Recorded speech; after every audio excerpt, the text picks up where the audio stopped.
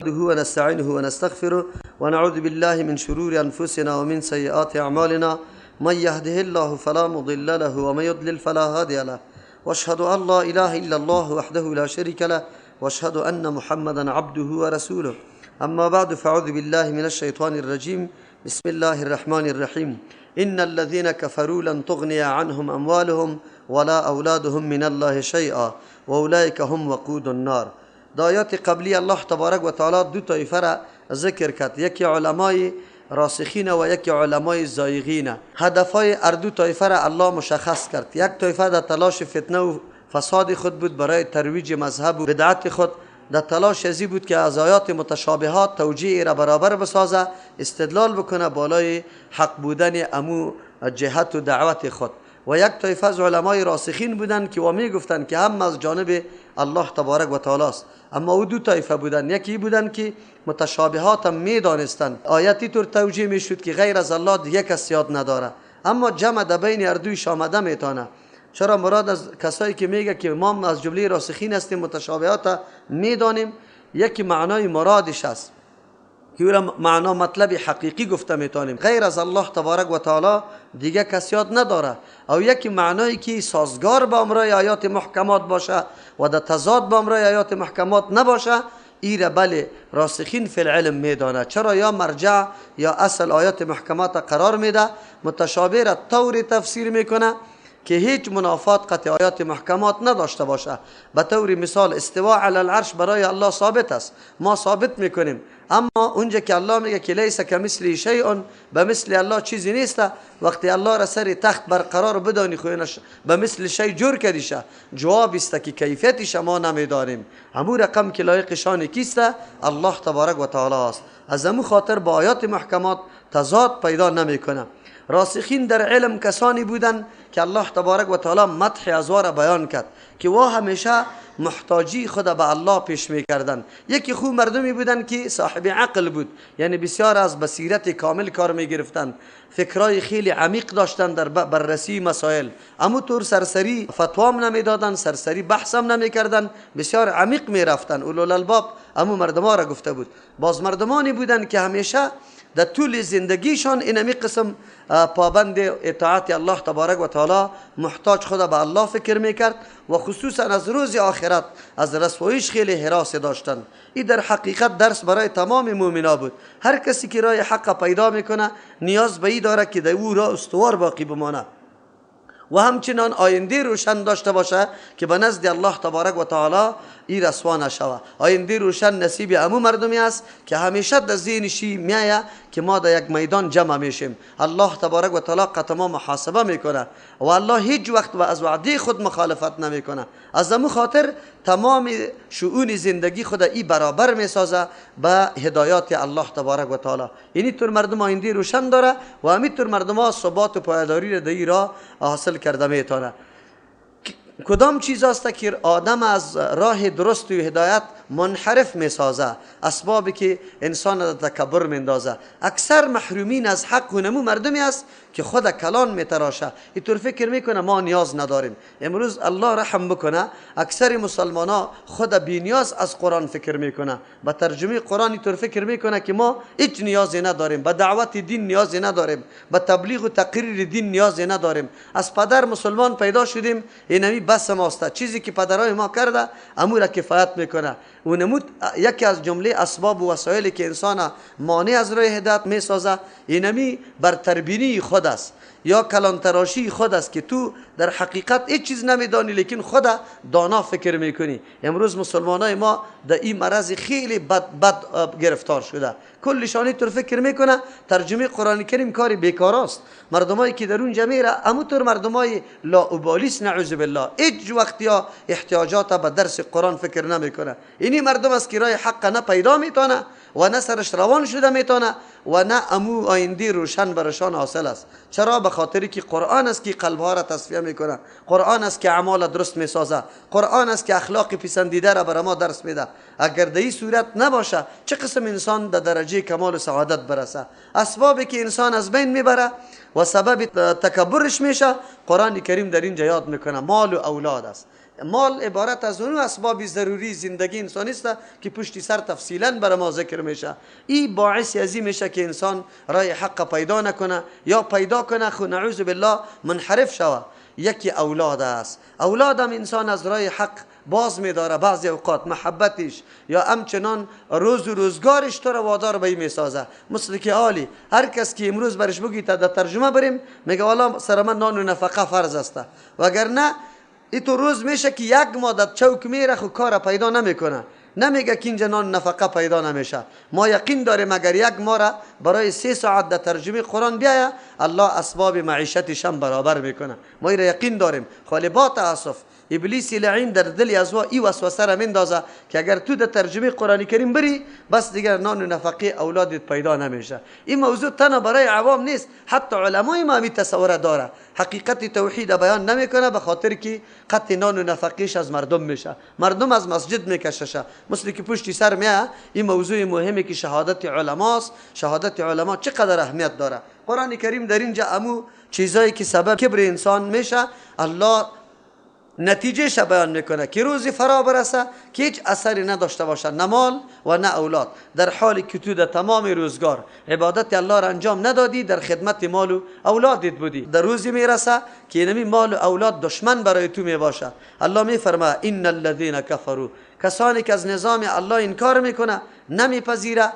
فکر میکنه که مال و دارایی و این گپای مازیات است. مشرکین مکه همینطور مینازیدن، میگفتن ما صاحب حشمت و مال و جلال هستیم، ما لشکر خیلی زیاد داریم. از همون خاطر این دلیل برای پیشتازی و کامیابی خودم بعضی اوقات میشمردن. مثل که حال یک تعداد مردم اگر مالدار باشه و روزگاری خوب داشته باشه او را دلیل بالای حق بودن خود میدانه.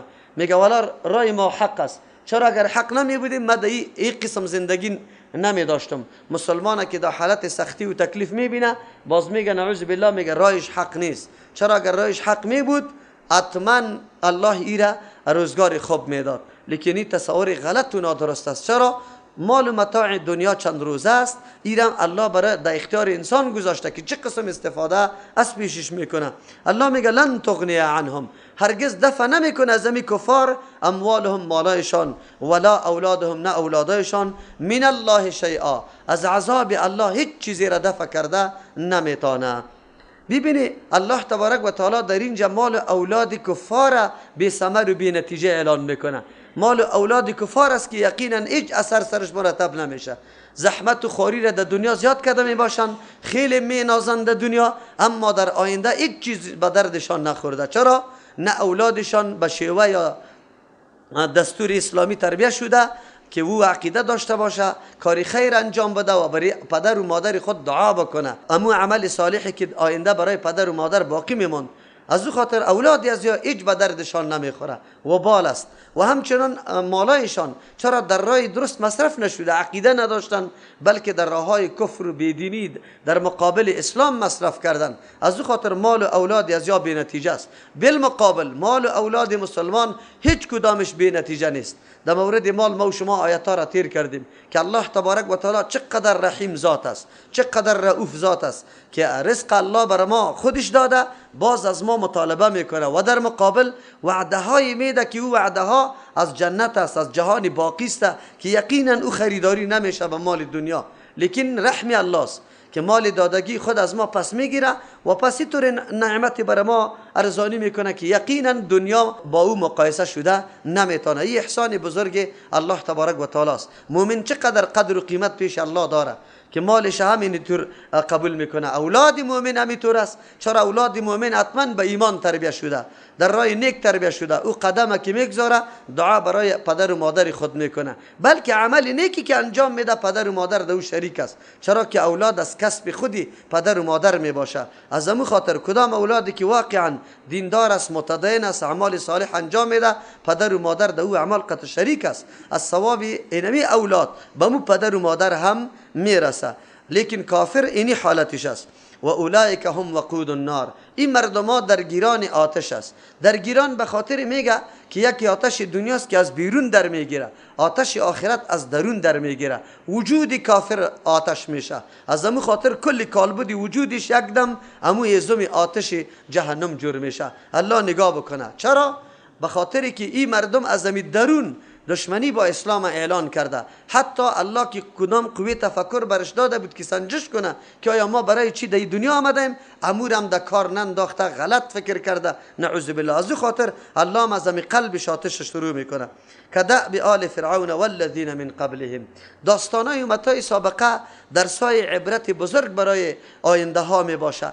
مردمان آینده بسیار میتونن اگر وعظ و نصیحت کسی اموتور برش تاثیرگذار نیست، قومای سابقه را نظر کردن بسیار به انسان بیدار میسازه، هوشیار میسازه. قرآن کریم برای اهل مکه امیر بیان میکنه که حالت از یا به مثل حالت و عادت از یا به مثل حالت و عادت آل فرعون است. تابعداری فرعون، آل فرعون لشکر فرعون است. کسی که تابعداری از نظام طاغوتی کرده این را به نام آل یاد میکنه. یعنی معامله قطینمی اهل مکه به مثل معامله با امرای آل فرعون است. والذین من قبلهم، و کسانی که پیش از آل فرعون بودن. چرا؟ یا یک وجه مشترک داره. فرعون و قبل از فرعون امتایی که تیر شده با امرای اهل مکه فعلی وجه مشترک داره. او قاعده است که هرگاه کدام علت در کدام زمان پیدا شود، امو نتیجه بالای علت حتمی مرتب شده نیست. ای به تاریخ تغییر نمیکنه که 100 سال پیش اینمی علت نتیجه داشت ولی آلی امو علت نتیجه نداره. نه، اونمو قسم نتیجه داره. کدام بودو مثلا موضوع مشترک؟ کذبوا بآیاتنا، نسبت دروغ کردن با آیاتای ما. یعنی نشانه های قدرت ما را نظر نکردن، دلایل توحید ما را تأمل نکردن، معجزاتی که روان کردم او را حق ندانستن، برخلاف پیغمبران، برخلاف او مردمی که واقعا دلسوز در جامعه بود و مردم رهبری طرف حق میکرد، در مقابل از وا قیام کردن. این وجه مشترک تمام مشرکین و کفار است. نتیجه چی است؟ فاخذهم الله بذنوبهم. الله ظالم نیست، هیچ گاه دشمنی ذاتی با کسی نداره، نه دوستی ذاتی با کسی داره که کسی بچهش باشه یا بچه خوندیش باشه، نعوذ بالله، و نه با کسی رشته داره. الله تبارک و تعالی، الله تبارک و تعالی هر جزایی که مرتب میکنه به اساس عقیده و عمل انسان است. الله دشمنی ذاتی با کسی نداره. فرعونیا یا قبل از او یا بعد از او هر قدر کسی که میآید یا کلش انسان است، الله پیدا کرده شه. لیکن مشکل اینجاست که یا کدام استعداد و قابلیتی که الله برشان داده بود در راه حق مصرف نکرد، برخلاف حق، بر ضد حق مصرف کرده. از او خاطر الله تبارک و تعالی برشان اینا میگه فاخذهم الله بذنوبهم. الله گرفت یارا به سبب گناهانشان. اگرچه حالت ازوار خود قرآن بیان میکنه، اما هشدار بزرگ به ما است. اگر ما مؤمن هستیم، ما ذاتا قطع الله کدام رشته نداریم. ایمان ما رشته ماست، عمل ما رشته ماست. اگر دی ضعف آمد، ایمان ما نعوذ بالله نقص شد، شرک قطش یک جا شد و عمل ما نقص شد، نعوذ بالله به طریقی پیغمبر نشد، یا نعوذ بالله اموری بود که الله منع کرده بود، باز دیگه مؤاخذه الله شامل حال ما میشه. بازی طور نمیگیم که نه ما خب به نام مؤمن هستیم، در تذکیره نام ما مؤمن نوشته شده الله ما را عذاب نده. نه، اینجا باز الله تو را خوب عذاب میده. او خو هیچ عقیده نداشت که عمل نمیکرد، تو خو عقیده هم داشتی عمل نکردی، اینجا تو بعد دوچند برد عذاب داده شود. قرآن کریم همی گپ یاد میکنه که نتیجه سری علت مرتب میشه. فاخذهم الله بذنوبهم، گرفت الله یارا به سبب گناهایشان. او الله شدید العقاب، عذاب الله سخت است. اینطور نباشه که عذاب دنیا واره یا برای خود کسی را مقرر میکنی رویدار یا زوردار یا پول و پیسه میدی. نه، عذاب الله سخت است، از او خلاصی هیچ راه امکان نداره. قل للذین کفروا، پیشنگویی که قرآن کریم میکنه. این بیان قرآن کریم زمانی میشه که مسلمانان در حالت خیلی ضعف قرار داره، نه لشکری قوی داره، نه مرکزی قوی داره، نه اسباب قوی مبارزه و جهاد داره و نه آنقدر توانمندی داره که با دشمن مقابله بکنه. اما وعده الله تبارک و تعالی جداست. کسایی که نور ایمان در قلبش تابیده باشه، حقیقت صفات الله در قلبش جا گرفته باشه، باز اونجا میبینه که نصرت توسط اسباب است یا نصرت توسط الله است. اسباب هم که الله اسباب جور کرده، تاثیر الله مندازه. خودی اسباب هیچ چیز نمیتونه اگر الله تاثیرش نندازه. از همون خاطر قرآن کریم توجه مسلمان ها را به این میگردانه که ببینه لا و لشکر دشمنا سبب رعب شما نشوه، بلکه ایمان شما اینطور اسلحه است که در مقابل همه وسایل جنگی کفار مقابله کرده میتونه. قل بگوی پیغمبر علیه السلام این پیشنگویی است و همین پیشنگویی قرآن کریم همین رقم که بیان کرده بود همون رقم ثابت شد. جنگ بدر واقع شد. در جنگ بدر حالات مسلمان ها و حالات کفار با هم قطعا قابل مقایسه نبودن، اما الله تبارک و تعالی چطور نصرت و پیروزی را شامل مؤمنان میکنه؟ چی میگه؟ بگو پیغمبر للذین کفروا، به او کسانی که انکار میکنه از این نظام برحق. یعنی گرفتن در آخرت نیست، در دنیا هم گاهی گاهی الله تبارک و تعالی در دنیا هم شما را مبتلا به عذاب خود میسازه. اینطور نیست که تنها در آخرت باشه. ستغلبون، زود است که شما مغلوب گردید. و تحشرون الی جهنم، در دنیا مغلوب گردید به دست مسلمانا که خب شما درد بکشی، رنج بکشی، عذاب از دست مسلمانا ببینی. و تحشرون، بعد از مردن در آخرت جمع کرده شوی الی جهنم، و سوی جهنم. شما آنقدر نتیجه غلط داره، آنقدر نتیجه فاسد داره که هم در دنیا رسواسته و هم در آخرت فقط جهنم جایتان است. چرا؟ علت است که شما مسیر ترک کرده، آن چیزی که حق است از او انکار میکنه. و بئس المهاد، خیلی بد بستر است جهنم. الله نگاه کنه، دنیا خو به هر قسم تیر بشه اما مهم آخرت است. در اینجا الله تبارک و تعالی وعده داد که یا مغلوب میشوند.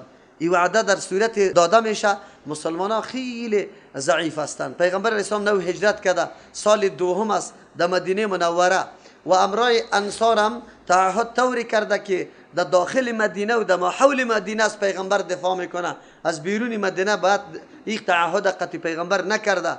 بازم موقعی که میاثر میشه با جنگ، این بسیار خیلی زیاد با هم تفاوت داره. یک طرف 1000 نفر لشکر است، بنابر یک روایت یا 950 نفر، 50 نفر از رفته بود بازگشته بود، و یک طرف 317 یا 313 نفر است، راجع قول 313 نفر است. در یک طرف شتر و اسلحه را ببینی و دیگر طرف ببینی، برای تو واضح میشه که مسلمان ها در کدام مستوى قرار داشتن و کفار در کدام مستوى قرار داشتن. الله این وعده را داد. اینطور وعده ها یقینا تاثیرگذار در او قلبای نیست که مریض است و حقیقت ایمان درک نکرده، حقیقت صفات الله را نمیدانه. اما کسانی که یقینا قلبش روشن است، با الله عقیده داره، میدانه که بله اصل غلبه و نصرت پیش الله است. الله علی میفرما قد کان لکم آیه فی فئتین التقطا، برای شما نشانه بود، یعنی نمونه بزرگ عبرت بود، درس گرفتن بود. لکم برای شما، قد کان لکم بود برای شما، آیتون نشانه بزرگ درس عبرت به حقانیت اسلام و باطل بودن کفر. با ای که الله نصرت میکنه اسباب نصرت نمیتونه، با ای که وعده الله حق است هیچ وقت بازگردانده نمیشه. کلی از یاد درسای عظیم بود. اگر یک جنگ بدر ما یقینا از نگاه عبرت و درس مطالعه بکنیم، سیرت رسول الله باید به می سیستم تدریس شود که ما از جنگ بدر پیغمبر صلی الله علیه و سلم چی درسا بگیریم و چی بکنیم، چی طور تصمیم داشته باشیم. اونجا قربانی صحابه، اونجا متانت صحابه، اونجا استقامت صحابه، اونجا فداکاری صحابه، اونجا محبت صحابه با امر پیغمبر. هر کدامش که آدم طول میکنه اونجا معلوم میشه که ایمان چی است و ایمان نامی چی است. امروز خب به نام هر کس میگه که من مسلمان هستم، اما میدان عمل که بیا از قربانی باز کسی حاضر نمی باشه. لیکن صحابه دموتر مقامات سخت بالکل پایدار بودن و خود فدا میکردن. از او خاطر واقعاتی که در زمان پیغمبر علیه السلام رخ داده یک داستان نیست، او در حقیقت درسای عظیم برای زندگی عملی یک مسلمان برای در آیندهش است که چه قسم زندگی را ما پیش ببرم. صحابی چه خوی خاصیت داشت، زنیش چه خاصیت داشت، اولادش چه خوی خاصیت داشت، چه رقم بود. خانواده مکمل معلومات حاصل بکنه. اونجا اینطور نبود که زن بگه که نه نه نه نه نه نرو. آلی بچه میره در طرف جهاد، مادر میگه که شیری خدا نمیبخشم، عاقد میکنم، پدر خو بس دیگه در خانه من نبیایی، چرا تو در جهاد میری؟ عجیب خو نیست؟ اونجا اینطور گپ نبود. اونجا مادر به بچه خود میگفت بچم پیغمبر در سفر بره به جهاد و تو در اینجا باشی، ما شیری خدا نمیبخشم. پیغمبر در جهاد شرکت کنه و تو در اینجا باشی، دیگه در خانه ما روید بروی ما نخوره. اینطور بود. و ذهنیت جور شد. ایمان واقعا در قلوب کلگی داخل شده بود. هر کسی تلاش میکرد که ما افتخار از کجا کمایی کرده بتانیم. اونجا افتخار به این بود که بچه شهید میشد. اونجا افتخار به این بود که بچه اول در سنگر برآمده، اول نام خدا داده. اونجا افتخار در این بوده که کسی که بالغ نبود میرفت از صف لشکر پس کشیده میشد، گریان میکرد که چرا ما در جهاد گرفته نمیشم. امروز داد اسلام هر کس میزنه، لیکن کی است که واقعا در میدان عمل آماده باشه؟ بسیار حالت سخت است، بسیار جای تأسف است که پدر و مادر مانع اولاد خود میشه. چی اولاد چی میکنی؟ قرآن بالا نگفت که اولاد دفع کرده نمیتونه از عذاب الله چیزی را؟ اولاد کافر تو رس، اولاد مؤمن باید شفاعت بکنه. یک شهید 70 نفر شفاعت میکنه. تو باید فرزندی داشته باشی که تو مستحق جهنم شده باشی، او شفاعتی تو را بکنه. تو باید او قسم باید باشی، با او سیستم باید باشی. نه اینطور که نعوذ بالله راه ها را طلب میکنی، بهانه ها را میجویی به خاطر از اینکه در جهاد شرکت نکنم. قرآن امی گپا را برای ما میگه. برای شما بود قد کان لکم آیتون، نمونه عبرت و درس کامل، فی فئتین، در دو جماعت، در دو طایفه التقطا که با هم روبرو شدن. کدام طایفه ها بود؟ قرآن این طایفه ها را اینطور معرفی نمیکنه بچه از خاندان فلان، از قوم فلان، از منطقه فلان. نه، فئتون تقاتل فی سبیل الله. علامات مشخص یک جماعت اینمی بود که خاص به خاطر رضای الله جهاد میکرد. آلی اونجا نمی بود که پاکستانیست، چینیست، هندیست، عربیست. امروز مردم ما حساسیت قطعی چی داره؟ منطقه و نام داره. پاکستانی که بگوی یک دم همی ترمیایش میخیزه، عربی بگوی جناب محترم تو کدام مسلمان هستی؟ صرف به می خاطر آیا در پاکستان امیطور افراد مجاهد و مسلمان پیدا نشد؟ تو را جای نداد؟ امیالی کلی علمای تربیت در دامن از ما نشده؟ ما خودم که ترجمه قرآن برات میکنم، تربیت توسط علمای پاکستان شده و برای ما اینطور آدمی غریب نان آورده که یک اتاق داشت، یک اتاق، و روزی که نان آورده نانی از او را نخوردیم به این خاطر که این غریب است گریان کرد. چرا نانی ما غریب هستم نانی ما را نمیخوری؟ پس روان میکنی؟ اونطور مردم هم هسته. تو محض پاکستانی، این پاکستانی ها اینطور است، این عربا اینطور است، این چینی ها اینطور است. جناب مسلمان تو باید دین خدا بدانی. قرآن کریم یک نکته را برات بیان میکنه، فئتون تقاتل فی سبیل الله. هر کسی که در راه الله قدم میگذاره برای خدمت دین، ولو امریکایی باشه، روسی باشه، خو مسلمان است، در راه الله، در دین الله خدمت میکنه. تو تعصب قطعش نداشته باش. امروز امی شعارا خیلی زیاد زمزمه میشه، امی انگیزه در ذهن مردم بسیار قوی شده رایسته. چرا؟ مسلمان هستی. هر کسی که قدم در راه الله میگذاره برای خدمت دین الله، برای قایم شدن نظام الله، تو تقدیر که تو را او را بهترین شخص بدان. قرآن کریم اینجا نمیگه که یک جماعت در مدینه بود و فلان قوم بود. نه، حتی انصار و مهاجره در قرآن کریم یاد نمیکنه به این سیستم. میگه فئتون تقاتل فی سبیل و اخرى، دوم طایفه کافرتون، منکر بود از نظام الله، از دعوت دین الله منکر. یرونهم مثلیهم، که میدیدن امی کفار مسلمانا را مثلیهم، دوچند خود، رأی العین، به نظری چشم، نه به نظری وهم. و می چشم سعی میکرد که مسلمانا از ما کده زیاد. در سوره انفال الله تبارک و تعالی میگه که در نظر شما کفار کم وانمود میکرد و در نظر کفار شما را کم وانمود میکرد. در بین این دو آیت تضاد وجود نداره. چرا؟ در اولی مرحله که جنگ نو در میگرفت اینمی قسم بود، در نظر مسلمانا کفار الله کم وانمود کرده بود و در نظر کفار مسلمانا را کم وانمود کرده بود. حتی یک صحابی میفرماید که ما سوال کردم که چقدر باشه همین جماعت کافرها؟ 70 نفر باشه؟ گفت صحابی گفت نه 100 نفر باشه، حالا که 1000 نفر بود.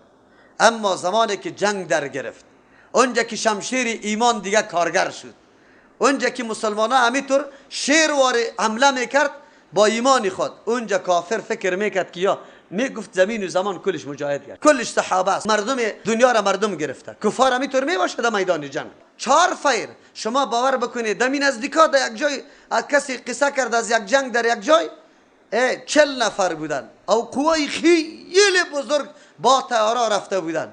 لیکن مردم فکر میکرد که لا و لشکر امی کو و زمین کلش فیر است، حالا که 40 نفر. اینطور است الله تبارک و تعالی رعب در قلب کافر میندازه. تو ایمان داری روشنی ایمانی تو آنقدر میتابه که دیگه کافر تاب مقاومت نداره. تو اسلحه قوی داری. قرآن امور میگه داخل الامر کفار آنقدر مرعوب شد که پرسان نکن. والله یؤید بنصره من یشاء. نقطه در اینجاست. پیغمبر علیه السلام تنها به خاطر قافله رای قافله را میگرفت. قافله قریش بود، رفته بود، ولی پس کاروان تجارت خود در شام انجام داده بود، پس می آمد در مکه. پیغمبر علیه السلام بسیار زیرک بود در این مسائل. او آنقدر مهارت در مسائل جنگی داشت که پرسان نکو. او پیغمبر علیه السلام میفهمید که ستون فقرات اهل مکه اینمی کاروان تجارتیشان است. اگر ای در دست ما بیاید دیگه این مردم از پا میفته. چرا؟ به خاطر که یک قوم، یک ملت زمان سر پا استاد میشه که امکانات مادیشان قوی باشه. در هر مرحله که آواز بدی و میگه هر چیزی ما آماده است، ما در جنگ تیار هستیم. پیغمبر فکر کرده بود که اگر این قافله در دسترس ما قرار بگیره، چون سرمایه بزرگ کل قریش در شریک است، این مردم مکمل دیگه از پا میفته، امکانات مادیشان ختم میشه. ببینید در نظام مقدس اسلام تنها اینطور نیست که یک کافر بکش، راههای مختلفی تقویت کافر تو باید خنثی بسازی، از بین ببری. راه اقتصادشه اینا باید درک بکنی، بلکه به طریق آسان. خودم در جنجال و تکلیف نپرتو، اما راههای اکمالاتیش بسته کن. شما چی آگاهی داره که روسا چرا شکست خوردن؟ تنها بر روی جنگ شکست خوردن؟ نه خیر. دو امر روسا را شکست داد. یک امر ای که راههای اکمالاتیشان در هر جای قطع شد. کاروان وقتی که از روسیه حرکت میکرد در کابل 2 دانه موترشان مواد خوراکیش نمیرسید. دره به دره می ترتیب شده میرفت. مجاهدین گرفته رایی بود. یک موضوع. دوم، لشکرش مردم آموخته کرد به فروختن ارج. هر فوجی روسی و هر جنرال روسی یک چیز تا قاچاقبری کلان جور شده بود. نه اسلحه برای روسیه ما، نه تیل، نه هیچ چیز. خودشان معامله میکرد. وقت خبر میداد مجاهدین، روسیه از پا افتاد از اقتصاد، ضربه خورد، دیگه تاب مقاومت نآورد، نیروی خود در کشیدن کرد. امروزم این جنابایی که فعلا در افغانستان قرار داره یا مواجه به شکست میشه.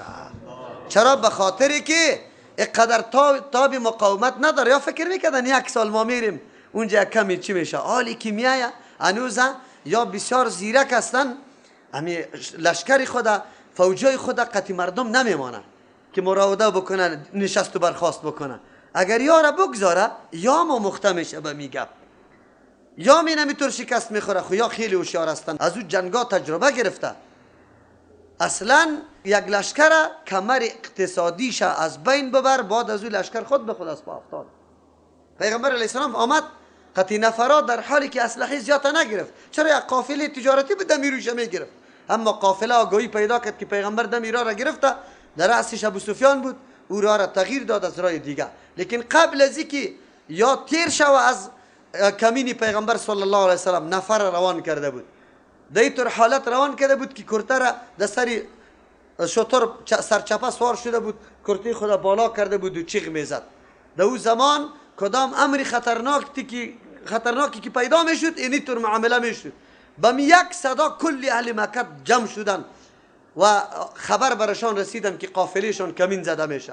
چون شریک کلی همی مردم بود، 1 نفرم باقی نماند. یا خود شریک شد در جنگ یا نفر کرا کرد. از او خاطر ابو جهل با جوش و خروش آمده بود، اسلحه قوی و خیلی شطرای خیلی زیاد و حتی زنای آوازخانه که یار غیرت بده و برای از یا شعرهای ننگی بگویه و غیرتی بگویه، او را هم قطعی خود آورده بود. زمانی که ابو سفیان خود از کمین خطا داد، اول رایی کرد به ابو جهل که ما خو رفتیم دیگه، بیای شما پس بگرده. گفت ما که این جشن خدا در چشمه های بدر جشن نگیریم، پس رفتنی نیستیم. الله که مقرر کنه مرگی کسی را در کدام جای، سبب و وسیلهش هم پیدا میکنه که چه قسم میره. یا این قدر با جوش و خروش در اون چشمه های بدر رفتن که ما ایره پیروزی و کامیابی خود جشن میگیریم که قافله از کمین پیغمبر خطا خورده. لیکن خبر نبود که کمین اصلی که الله مقرر کرده در سوره انفال برای ما و شما میاد که اونجا الله میگه مسلمانان دل نادل بود، نمیخواستن با این نبی نیروی خیلی بزرگ مقاومت بکنه، اما الله اسباب مهیا کرد، قافله را او طرف خطا داد و امی لشکری که بی سر و سامان بود با یک لشکر مجهز روبرو شد. این گپی بود که بالکل کس تصور نمیکرد که مسلمان ها کامیاب شود قطعا. ولی الله تبارک و تعالی چی میگه؟ در یک نقطه میگه والله یؤید، الله تایید میکنه بنصری توسط کمک خود من یشاء، کسی را که الله بخواه. خو الله کی را میخواه؟ اونجا قرآن خودش گفت که چیسته؟ فئه تقاتل فی سبیل الله، کسی که در راه الله قیام میکنه الله او را حتما نصرت میده. نصرت الله مشخص است، علامش معلوم است که کی را نصرت میده. ما تو به نام مجاهد خود دنیا را زدیم، چور چپاول کردیم، ما تو را نصرت بده؟ چی رقم نصرت به ما تو بده؟ نه، نصرت امو طایفه را میده که واقعا در راه الله تبارک و تعالی مبارزه میکنه. ان فی ذلک لعبرة لأولی الابصار، یقینا در اینمی پیروزی مسلمانا بالای کفار، با ای که مسلمانا بی سر و سامان، اسباب جنگش کم، افرادی مجاهدینش کم، اما در مقابل کفار در موقعیت خیلی خوب قرار داشتن، لشکری خیلی زیاد بود، ساز و سامان جنگیشان خیلی زیاد در مقابل مسلمانا. این فی ذلک، یقینا در پیروزی مسلمانا بالای کفار، لعبرتا، عبرتی بزرگ است، لأولی الابصار، کسانی که صاحب نظر هستند. چشم اگه داشته باشه بعد از او حقیقتها را درک میکنه که اصل نصرت وابسته به اسباب نیست، نصرت وابسته به کمک کیست؟ الله تبارک و تعالی است. الله کی بخواه کسی را نصرت میکنه. زین للناس حب الشهوات من النساء، چی چیز از جهاد آدم من نمیکنه؟ چی چیز است که انسان نعوذ بالله فرفته میسازه و در بدر میسازه؟ اسباب غفلت الله در اینجا بر ما بیان میکنه. 6 چیزه. توسط این چیزا غفلت میآید و انسان از خیلی کامیابی ها و میدان کامیابی باز نگاه داشته میشه. حالان که مؤمن باید بصیرت داشته باشه. در اول برات گفت لأولی الابصار، کسی که نظر حق بین داره، واقعیت ها را در نظر میگیره، او مردم برش درس است. از امو خاطر او مردم فرفته زن نیست، فرفته مال نیست، طلا و نقره نیست، اسب و زراعت و ایگا پای خود نیست و همیشه امری که در پیشش میآید او را حتما به نظر خوب دقیق مطالعه میکنه که ای برم فایده است یا ای برم ضرر است. سطحی نظر نمیکنه. سطحی نظر انسان از کامیابی بزرگ میگذاره. مثل که اینجاست یک تعداد مردم 2 روز زندگی آرام خود با اهل و اولاد خود، اینی را بسیار هدف اصلی زندگی خود قرار داده، غنیمت میدانه. از او خاطر از جهاد چی میکنه؟ شانه را خالی میکنه، پت میکنه خدا، اولادم میمانه. دیگه چیست؟ پیش یک عالم مجاهدین رفته بوده، از پیشش فتوا طلب میکرد که چی کنیم؟ چیسته مولوی صاحب چطور هستم این جهاد؟ گفت من نان و نفقه اولاد چطور کنم؟ الله اکبر. عجیب عالم بود. این صحابه نان و اولاد نداشتن و نان و نفقه نداشتن. در اینجا نان و نفقه اولاد خیلی چیسته، یعنی که جهاد. البته جهاد 2 مرحله داره. یکی جهاد که حالت فرض عین میشه. فرض عین در 2 صورت میشه. یکی که امیر مسلمانا نفیر عام اعلان بکنه که کسی باقی نمیمانه، حرکت کنه. یکی که جبهه مجاهدین مسلمان در مقابل کافر کفایت نمیکنه، کمزور است. در 2 صورت جهاد فرض عین است. اینجا ضرورت به اجازه پدر مادری گپا نیست، کلگی میره. جهاد اگر در مرحله فرض کفایی باشه، گروه مجاهدینی که در مقابل کفار قرار داره بالکل توانمندیش داره، دفع کرده شانه. در این صورت یقینا برای تو ضرورت هم نیست و تو برو چیستا نان و نفقه تا پیدا که برای اهل و عیاله. قرآن در اینجا درسای خیلی عظیم در این موارد میده. کدام است؟ اول خو قرآن میگه زین للناس، مزین کرده شده برای مردم. اینجا تنها برای مؤمنان نیست، عام انسان ها مزین کرده شده برای مردم. حب شهوات، محبتی چیزای شهوات، من النساء، محبت خواهشات. شهوات خواهشات میگه آن چیزی که نفس تقاضایش میکنه. من النساء، از زنا، والبنین، از بچا، والقناطیر المقنطره، از خزانه هایی که از مالایی که خیلی زیاد باشه. من الذهب، از طلا، والفضه، از نقره، والخیل المسومه، از اسبایی که خیلی نشاندار باشه. والانعام، از چارپایای دیگه. والحرث، کشتزار. محبت ازید قلب مردم نهاده شده. زینه، تزیین ازید کی کرده؟ کی مزین کرده ایره؟ الله تبارک و تعالی. چرا؟ این کلش ضرورات زندگی انسانی است. الله که انسان پیدا کرده، در فطرت انسان محبت این چیزا را گذاشته. اگر محبت این چیزا نباشه خب باز این دنیا تعمیر نمیشه. اگر ما تو محبت قتیمال نباشیم بریم کمایی کنیم دیگه کلگی در خانه نشسته همونطور جان میده. اگر محبت زن نداشته باشی اولاد از کجا پیدا شود؟ خانه چطور آباد شود؟ اگر محبت اولاد نداشته باشی روز تا بیگار تو عرق ریزی نمیکنی. چرا؟ یک زن یک نفر هستی کمکی کار میکنی پس میگه کفایت میکنه. الله تبارک و تعالی برای تعمیر دنیا اسباب دنیا را پیدا کرده. این کلش اسباب دنیاست و محبت از یار الله در قلب ما گذاشته. خیر چرا الله تبارک و تعالی بدی از را بیان میکنه؟ بدی از از دو وجه بیان میکنه. بقای تمدن انسانی توسط این چیزاست. این چرا بد باشه؟ چیزی را که الله پیدا میکنه در فطرت انسان بد نیست. بد به این خاطر است از دو وجه. یک وجه است که بسا اوقات محبتی اشیا انسان از او وظیفه و مکلفیت خیلی مهم باز میداره، مثل جهاد واره، مثل نماز واره، مثل روزه واره. یک امر و فرمان الله به خاطر این چیزا متروک میشه. اینجا ای کار مذموم است. چرا؟ اینجا هدف ای را قرار دادی. دوم نکته است که بله الله خدا ده به این خاطر که ای را اسباب جور کو برای پیشرفت خود، نه ای که اصل هدف زندگیت امی چیزاست. اصل هدف زندگیت است که ای را در راههای درست استفاده و استعمال کو. راهی را که الله برات مشروع ساخته از امور را حرکت بکو. لیکن تو میگیری نعوذ بالله راههای غیر مشروع را پیدا کرده رایستی در استعمال استفاده ازی. این اینجاست و ای را اصل مقصد خود جور کرده این مذموم است. دنیا را اصل مقصد جور کردن این نادرست و غلط است. چرا؟ دنیا را اصل مقصد جور کردی باز غرق میشی. تشبیه اینمی مال و متاع دنیا را یک شاعر به چی داده؟ به آب داده که کشتی توسط از او در حرکت میشه. آب نگذار که داخل کشتی بره. وجودی تو کشتی است، تو سرش سیر کرده رایستی. آب برای تو محل سفر کردن است. هر طرف میری. مال و متاع دنیا اسباب سفری توست. تو از پیش استفاده کرده بیری، البته مطابق ضرورت، مثل که مسافر مطابق ضرورت میبره، زاید نمیبره خطی خود. بار خود گرنگ نمیکنه که امی قدر میگیره که در یک ولایت برسه.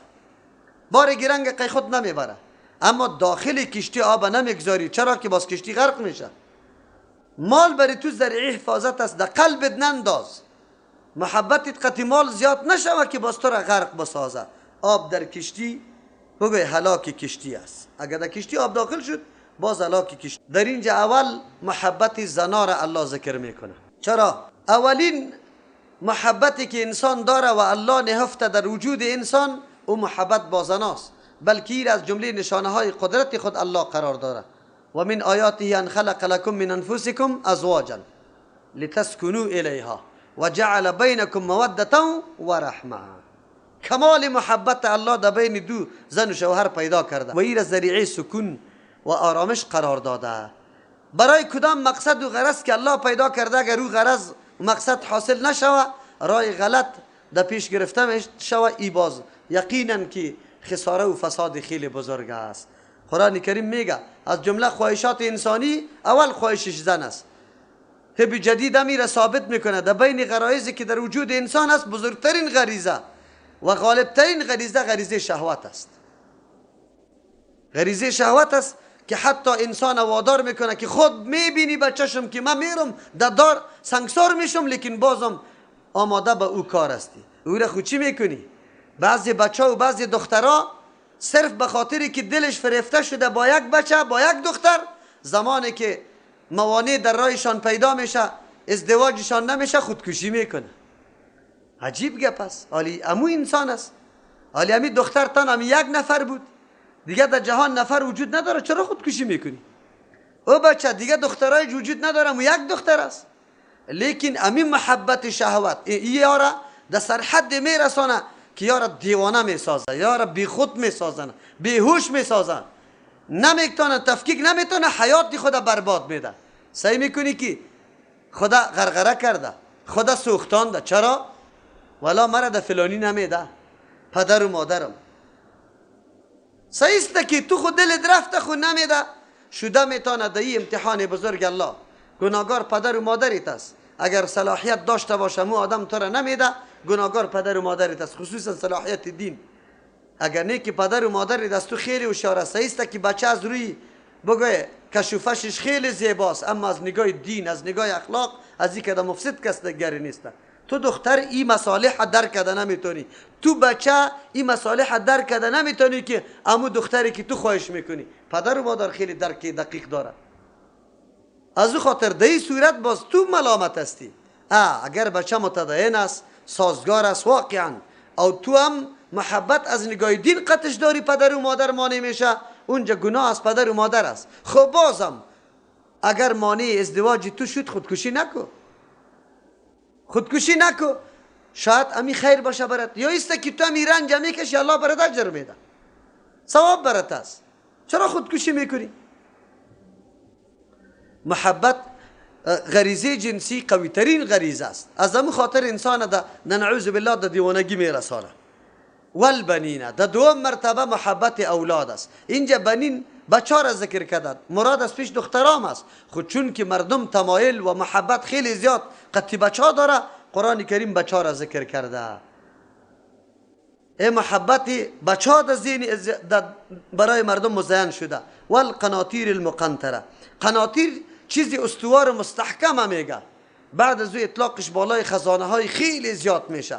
از او خاطر در روایت تفسیر کسی 1000 دیناره، کسی 12000 درهمه، کسی یک پستگاه پر کردنه.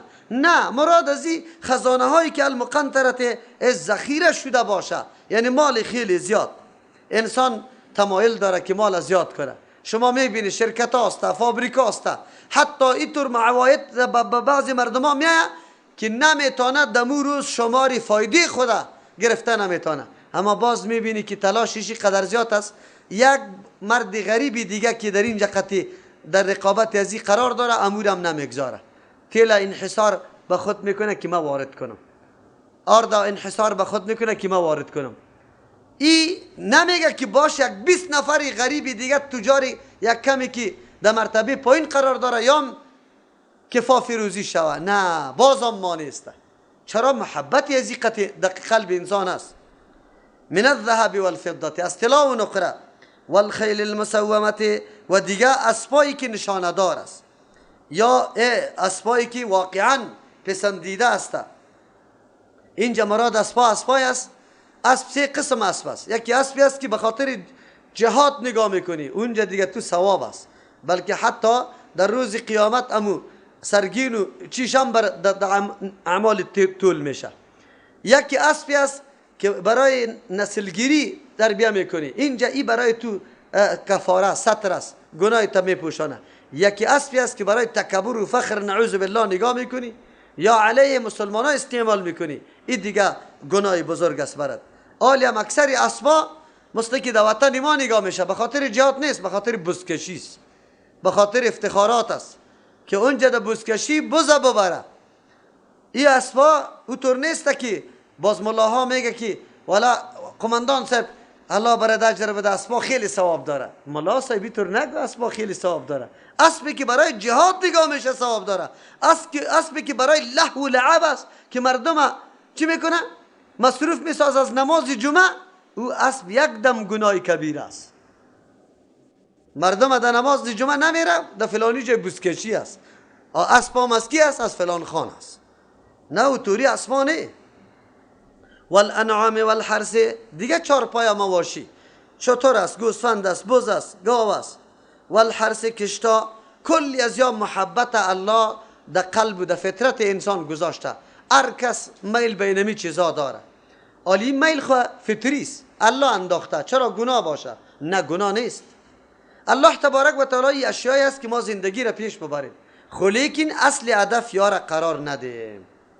اگر اصل هدف یار قرار دادی، اینی است که حالت خراب شد. اصل هدف کی قرار داده بشه؟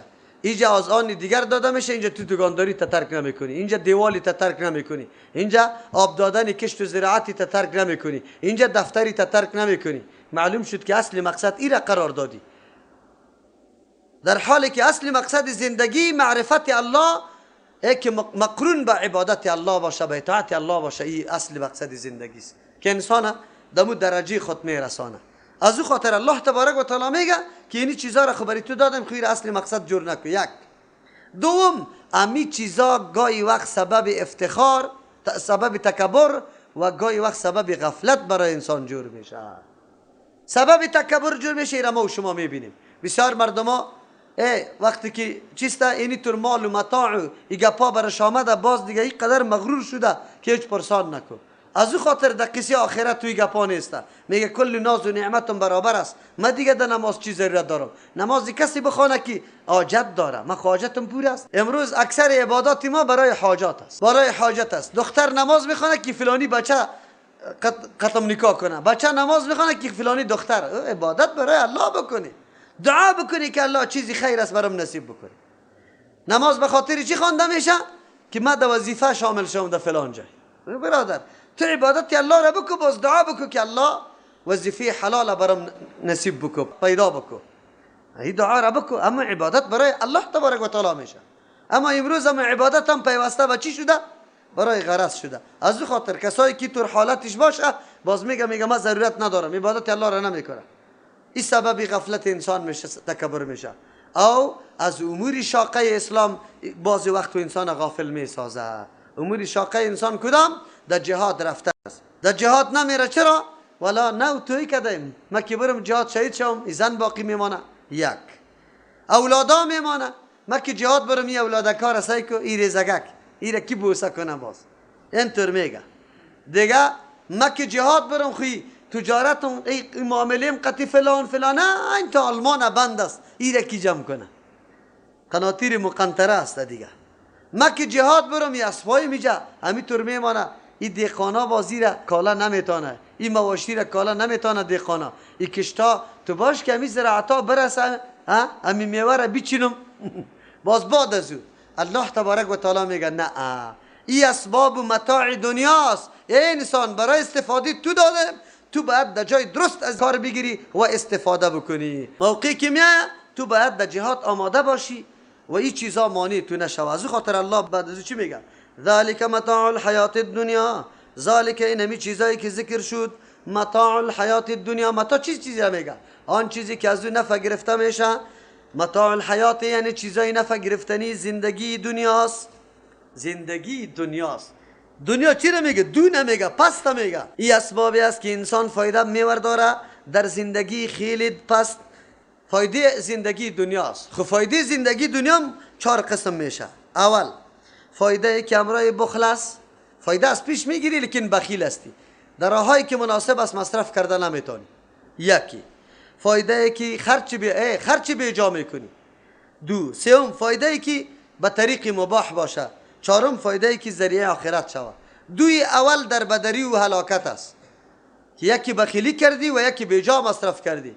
فایده مباح نه سری تو تاوان است، نه بگوی سرت گناه است، نه برات ثواب است.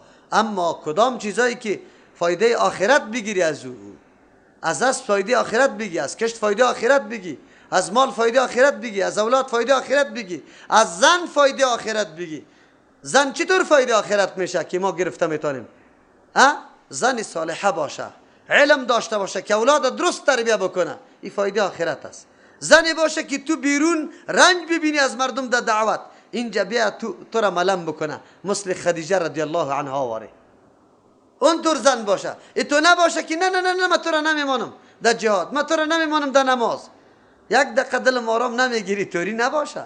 او زن باشه که تو را کش کنه، میگه بیا مرا در فلانی سنتر ببر، اینی طور لباس برام بگی. حالی دیگه او طور زن نباشه.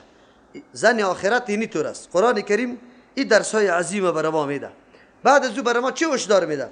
والله عنده حسن المآب. الله بنزدش حسن المآب، آن چیزی که بعد از مرگ در کار میآید، اونمو چیز حسن المآب، بهترین مرجع است، بهترین جای بازگشت در پیش الله است که جنت است. و این دنیا دل بسته نکو، بعد فکر طرفی او جهان باشه. چرا؟ این اسباب وسیله برای حصول اونمو مقامی است که در پیش الله تبارک و تعالی قرار داره. از او خاطر الله ما را عالی آگاهی میده. قل بگوی پیغمبر علیه السلام انبئکم آیا شما را خبر بدم، آگاه باشه، متوجه باشه، بخیر من ذالکم، به بهتر از تمام اینمی چیزا که ذکر شد، از کلی چیزا.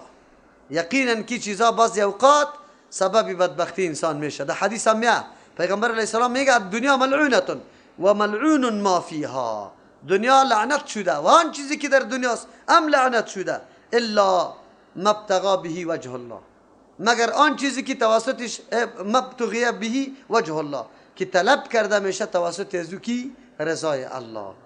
هر چیزی که توسط ازو رضای الله طلب میشه اون همون چیز بهترین است. در یک روایتی طور میگه الا ذکر الله، ذکر الله، او چیستا ما والله، آن چیزی را که الله دوست داره. در یک روایتی طور او عالما، مگر چیستا عالم که از علم خود نفع میگیره. دیگه در غیر از دنیا یقینا ملعون است. پس از علم خود آدم نفع بگیره، از مال خود نفع بگیره، از قوت خود نفع بگی، از اولاد خود نفع بگی، نفع آخرت بگی. قرآن هم میگه قل انبئکم، بگوی پیغمبر علیه السلام آیا خبر بدم شما را بخیر من ذالکم، به بهتر ازی، للذین اتقوا، برای کسانی که تقوا را اختیار کرده، عند ربهم، به نزد پروردگارشان خیلی بهتر چیز است. کدام است؟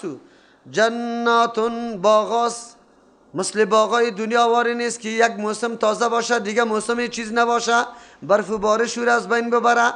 نه، جنات باغاست، مثل باغای دنیا واری نیست که آبش به نوبت باشه، باز وقتی که عین تابستان که آب خیلی ضرورت پیدا میکنه باز هم آب خشک میباشه، شفتالو عمود چی میگه موزک میشه او خوب نمیرسه. نه، او جنت و باغای است تجری که روان میباشه من تحت الانهار، در زیر درختایش جویا.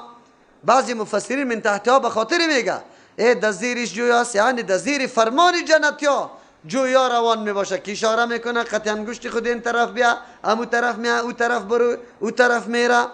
خالدین فیها، اینطور نیست که یک زمستان سرش بیا از بین بره، نه، همیشه هستن در او. طعام و خوراکت خونجا در باغ برابر شد. خود تنها آدم زندگی کده میتونه.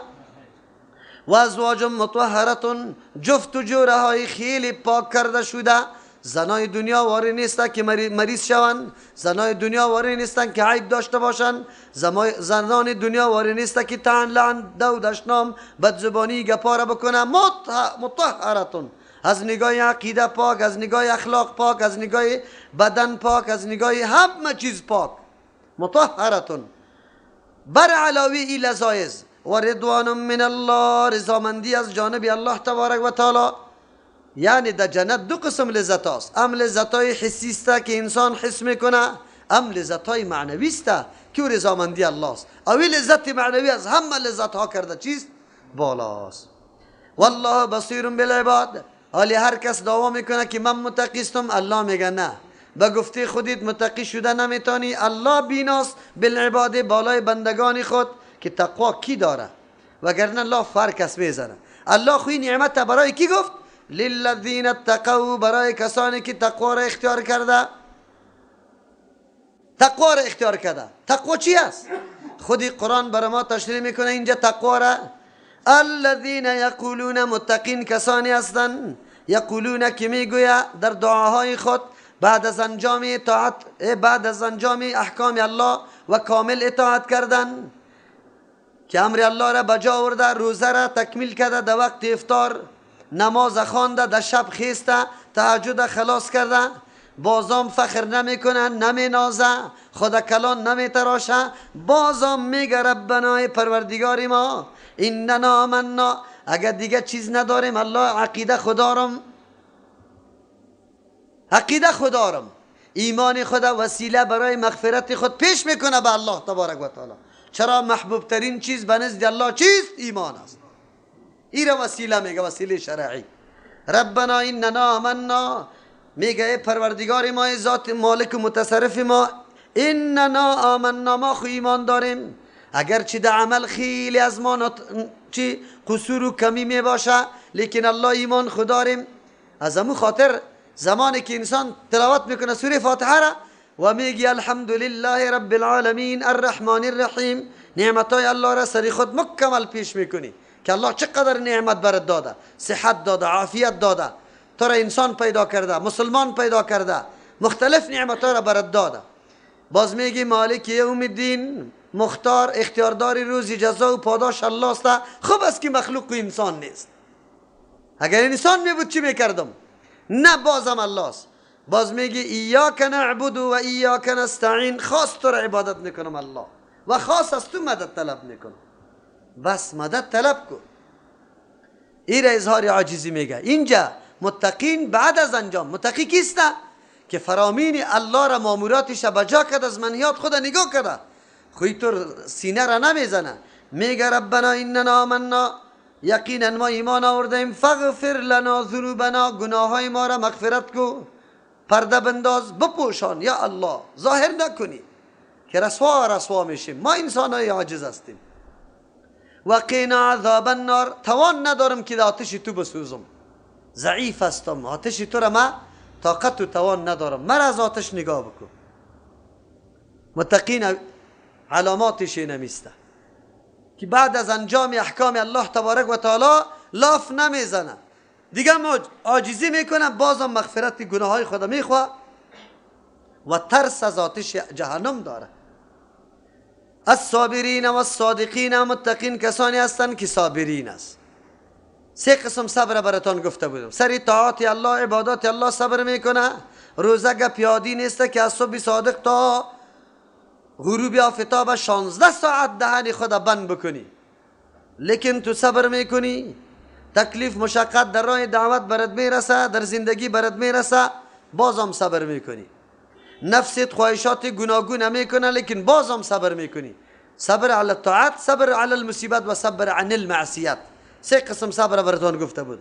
الصابرین، متقین کسانی هستند که صبر کنندگان است. صبر کنندگان مردمایی است که و پایدار، مستقیم، مستحکم در انجام مسائل دینی خود مکمل پایدار استاد است. هیچ نوع تزلزل سرشان نمی آید، رخ نمی دشانه، محکم استوار استاد هستند. و صادقین مردمایی هستند که راست هستند، هم در گفتار هم در کردار، دل و زبان با هم هماهنگی داره، عمل قطعش هماهنگی داره. اینطور نیست که در زبان میگه لیکن در قلب وجود نداره، در زبان میگه در عمل وجود نداره. راست باز هستند. صادقین یقین است، راست است، چیزی که میگه همون چیز انجام داده میشه. والقانتین، بسیار تابع داری کرده کنندگان برای الله، امرای خشوع. قنوت اینجا کمال اطاعت، امرای خشوع، فرمان برداری خو میکنه، خو سخت خشیت الله در قلبش وجود داره. والقانتین، مردمای تابعدار به امرای خشوع.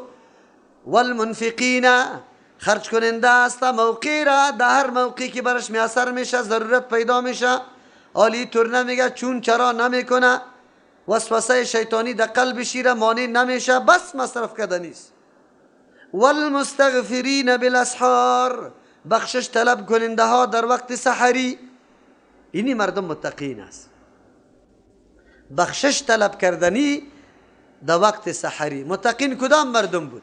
اول صفتشانی بود، عقیده کامل داشتن، کامل فرمانبرداری مکمل الله را کرده بودن. تو نبودن که تنبل نشسته بودن، نه، بعد از او دعا را طلب میکرد، اظهار عاجزی را، خشیت الله در قلبشان بود، در تمام مصیبت و تکلیف ها ثبات و پایداری را اختیار کرده بود. قول و گفتارشان، عملشان بالکل درست و راست بود. بعد از او گفته بود که کمال خشوع و عاجزی سرشان حاکمیت میکنه، تابعدار است. مال، متاع، علم، هر چیزی که در دسترسش است او را خرج میکنه در وقت مناسب، وقت ضرورت. و بعد از او در آخر سه شب میخیزه و بخشش طلب میکنه از الله.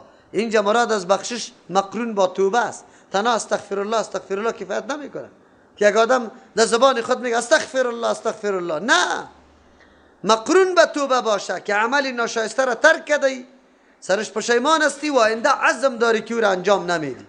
اینی استغفار خیلی مفیده است. قرآن کریم چی درس عظیم بر ما میده.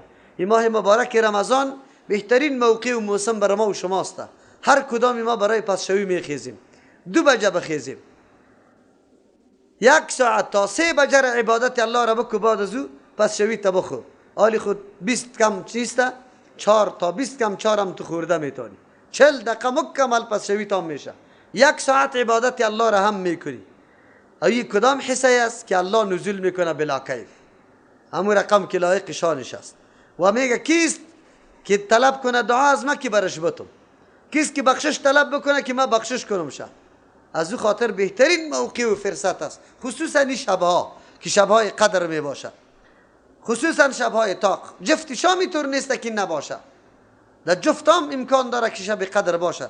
در یک روایت همینطور آمده پیغمبر علیه الصلاة و السلام میفرمه که نوی باقی و افتی باقی، نوی باقی و افتی باقی در صورتی میشه اگر ما 30 روز شوه باز نوی باقی در جفت میاد، اگر نیکی 29 روز شوه باز در طاق میاد.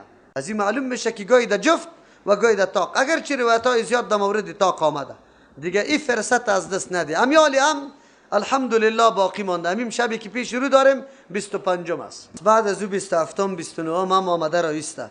این شبا خو به هیچ وجه از پیش ما باید همونطور در غفلت تیر نشوه. بهترین موقع است، چرا که یک عمر کامل ثوابش الله بر انسان میده. 83 سال و 4 ماه تقریبا میشه. 83 سال و 4 ماه به الله معلوم که ما و شما عمر داشته باشیم یا نه. عبادت یک شب ما را، احسان و فضل الله تبارک و تعالی را ببین که این امتیاز الله بری اومد داده و از تو یک شب عبادت برابر 1000 ماه عبادت شمار میکنه. بازم تو در غفلت تیر بکنی. دیگه ای مسلمان، همون شبی که در عروسی دوستید خوام سرت می آمد، خب بازم شانه را شور میدادی در بازی کردن، صرف به خاطری که دوستم از پیشم خفه نشوه. خب میفهمیدیم که معصیت و گناه است. خوام سرت آمده بود صبا، خب کار و روزگارم داشتی، اما در رمضان مبارک الله از پیشت مطالبه میکنه او بخشش گناه هایت است. این شبهایی است که الله تبارک و تعالی از بند آزاد میکنه، از جهنم آزاد میکنه. هر شب عتقا از آتش جهنم است که الله آزاد میکنه. خودت دو جمله شمار کو، توبه بکش، ما سبقیت در پیش رویت بگذار، آینده تا طلب بکو از الله تبارک و تعالی که حالت خوب بکنه. از او خاطر خواهرها و برادرها این شبها بسیار قیمتی شب هاست، از دست نده خامخا. البته ضرور نیست که کل شب آدم چی بیدار تیر بکنه، نه. یک حصه اگر خواب سرتان آمد 1 ساعت 2 ساعت خوب است، اما نوبت پرت نوبت. 1 ساعت خودتان بشین، 1 ساعت همسرتان، 1 ساعت دخترتان، 1 ساعت بچهتان در عبادت الله تبارک و تعالی مشغول شوی. این ضرور نیست که علامات شب قدر آدم ببینه، علاماتش هیچ مهم نیست. علامات شب قدر تا حدیث تنها یک علامه صحیح است که در صبح از او آفتاب چیست؟ خیره است. آدم مثل که به محتاب سعی کرده میتونه، به اون به قرصش سعی کرده میتونی. دیگه در زمان پیغمبر که کدام شبها شبای قدر بوده، در اونجا باران هم شده بوده. او در بعضی آثار و روایت ها آمده که هوا معتدل هم می باشه. بعضی علامات خصوصی را خود بعضی مردم میبینه، مشاهده میکنه، میبینه یک دم درختها در سجده است، میبینه یک نوع خوشبویی را در مشامش میاد، میبینه یک نوع خوشی را آنقدر خوش میشه، تازه میشه که هیچ پرسان نکن. این علامات خصوصی است، خویی بعد از وقوع است، قبل از وقوع نیست.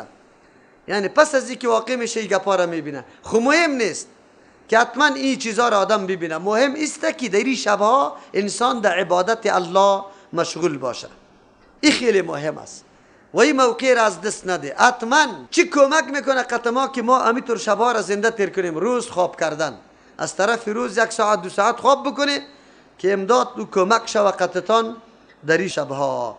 او بهترین موقع درخواست است. هر کدامتان میگه ما اینی مشکل دارم، مولوی صاحب برای من دعا کن، مولوی صاحب برای من دعا کن، بیا مشکل مولوی صاحب هم برات دعا میکنه، توم دعا بکو. خب بهترین موقع است. الله خود وعده کرده، قرآن هم میگه متقین امور معرفی کرده که والمستغفرین بالاسحار باشه، بخشش طلب میکنه از الله در وقت سحری، در آخر حصه شب. این بهترین موقع است که تو دعا طلب میکنی و الله اجابت میکنه.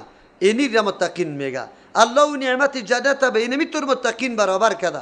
آلی دیگه ترازو برات داده شد طول که خدا که چقدر یقینا همینطور متقین هستی، راستی تا بگو صابر هستی.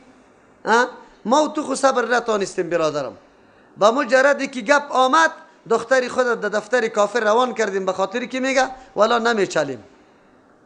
خودی ما در او طور جای خود ثبت کردیم که همیشه ضرر ما به مسلمان رسیده رایسته، صبر نکردیم ما، نه در تکلیف دنیای خود و همچنان نه در روزی خود. غرم بس مردم روزه را میخوره و نه در نماز میگه خوم میه یا بسیار مانده و زلستم نمازم ادا نکردی، صبر نکردی. اینالی این ترازو پیش خودیت است که متقی شده میتونی امی جنت بری تو داده میشه یا نه، صادق است یا نه، آن چیزی که دعوا داری در عمل هم همون چیز دیده میشه، در قلبت همون طور اخلاص وجود داره یا نه. ترازو پیش خودیت است، آلی دیگه طول کده برو خودیت. قانت استی قانت، خب تابعدار و مطیع و فرمانبردار الله استی امرای خوشو. بعد از او منفق استی، خرج کده کدام چیزی که در دسترس داری از علم مال از چی مقام و منزلتی مصرف کرده ای. و بعد از او تهجد خوانده ای که در آخری 3 شب استغفار طلب کرده باشی. دیگه این ترازو فقط پیش تو گذاشته شده، خودت طول کده برو که چقدر صدق میکنه. شهد الله انه لا اله الا هو، شاهدی میده الله تبارک و تعالی بالای سخن که نیست لایق بندگی و پرستش الا هو بغیر از الله تبارک و تعالی. والملائکه شاهدی میده ملائک و اولو العلم صاحبان علم شاهدی میده.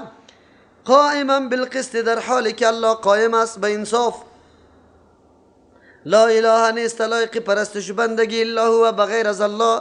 العزیز که زبردست ذات است، الحکیم که حکمت والاست، هیچ امر هیچ فیصله هیچ حکمش بدون مصلحت و حکمت نیست. آلی الله بیان میکنه که تقوا مراتب داره، بدون توحید الله تبارک و تعالی تقوا حاصل نمیشه.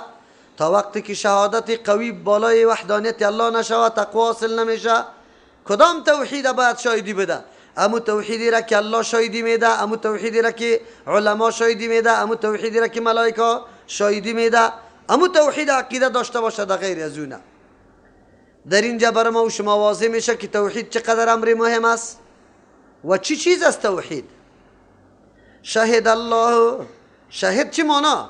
بیان کرده الله، بیان کرده الله انه لا اله الا هو که نیست لایق عبادت و پرستش و بندگی بغیر از الله.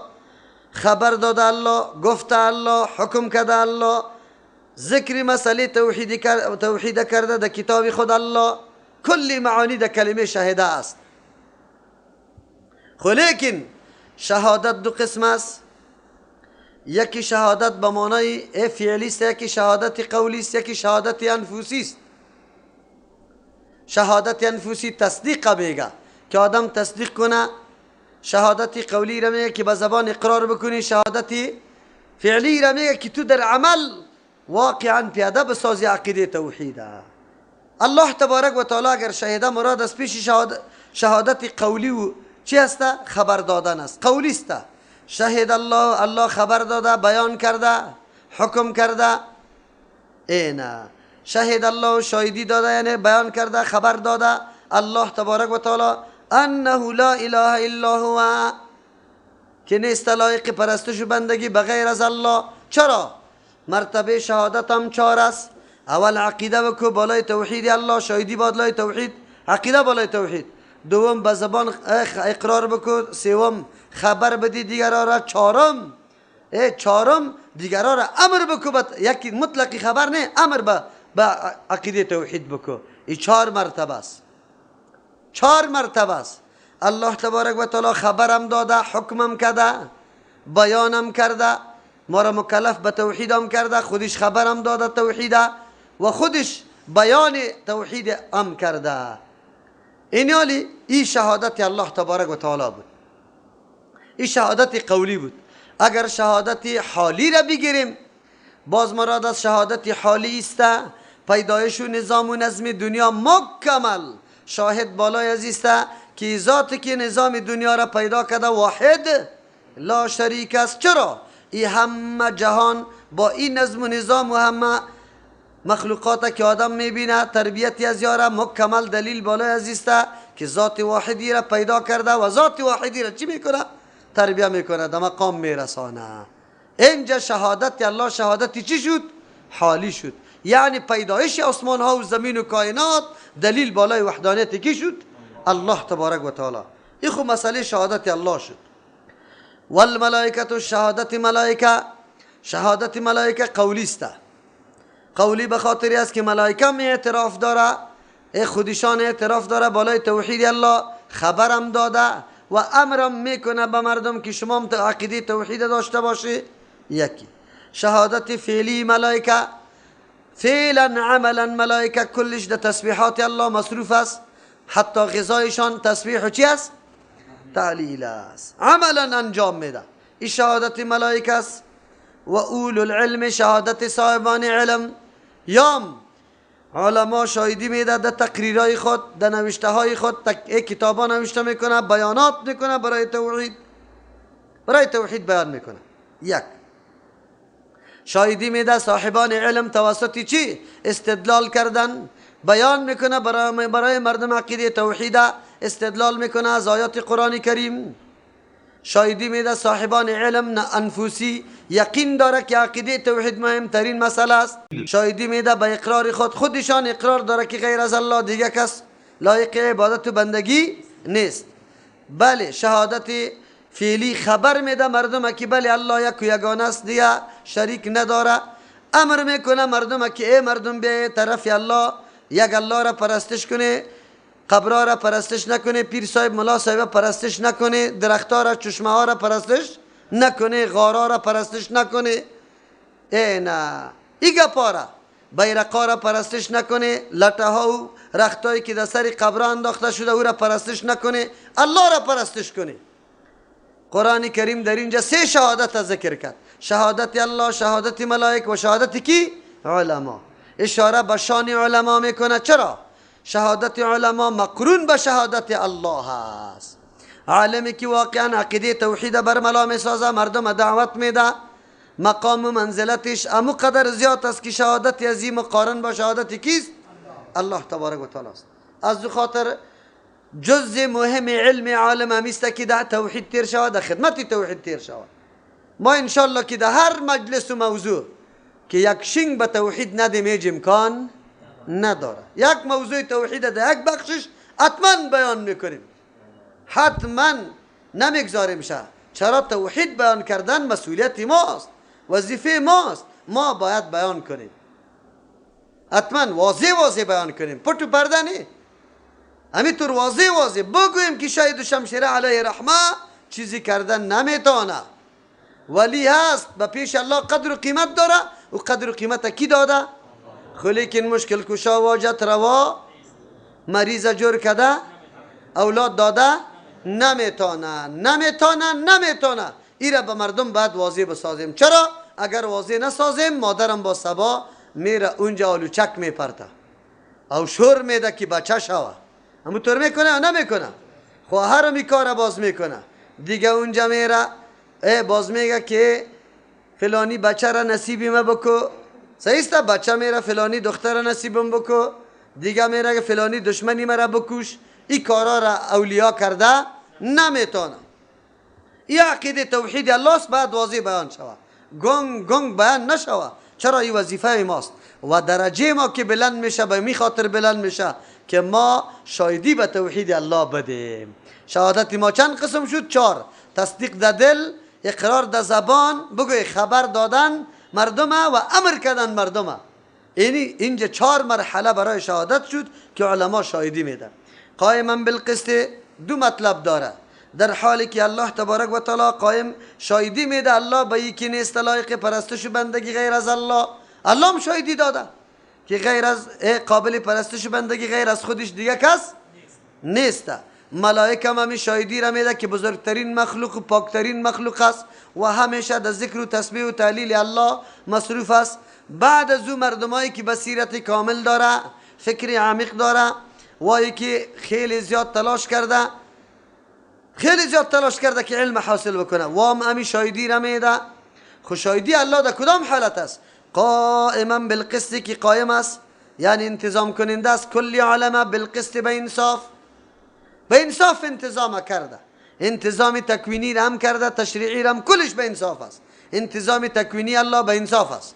انسان به این حلیه پیدا کرده، به این رنگ، اینی قسم دست، اینی قسم چشم، اینی قسم گوش داده، بالکل عدالت مراعات کرده. درخت اینی رقم پیدا کرده، سیب اونو رقم، شفتالو را اونو رقم، انگور خرما را اونو رقم، کور به او سیستم. بگوی حیوان به او سیستم، پرنده را به او سیستم. در تمام کائنات و مخلوقات الله عدالت چی کرده؟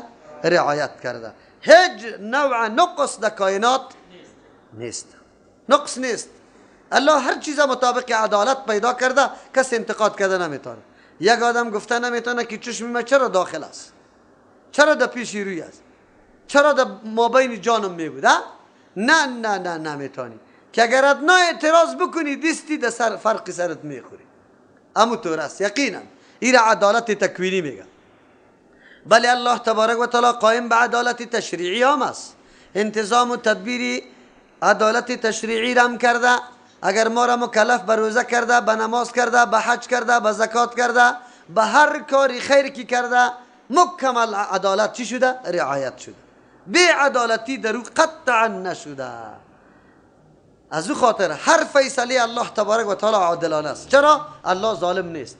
آلی الله امیر میگه لا اله نیست لایق عبادت بغیر از الله دیگه کس. توحید شد. در مقابل توحید چی قرار داره؟ شرک. چی قرار داره؟ یعنی لا اله نیست قابل پرستش و بندگی، بس کسی که پرستش و بندگی دیگه کسا میکنه چی میکنه؟ شرک میکنه. الله بغیر از الله، بغیر از الله کسی معبود دیگری نیست. معبود حق در مقابل معبود چیست؟ باطل. معبود باطل کدام است؟ بگوه. هر جایی که مردم در اونجا سجده میکنه حاجتای خدا از پیشش میخواه.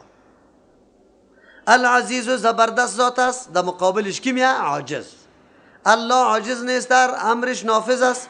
حکیم جاهل نیست. چی نیست؟ در مقابل جهل میآید. چهار مسئله موضوع ضروری است.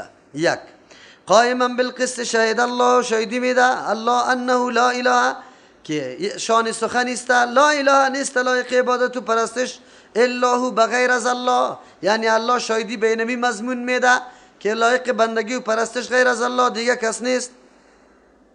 الا هو والملائکه و اولو العلم، شهیدی میده الله که نیست لایق پرستش بندگی بغیر از الله. یعنی الله شهیدی به توحید میده.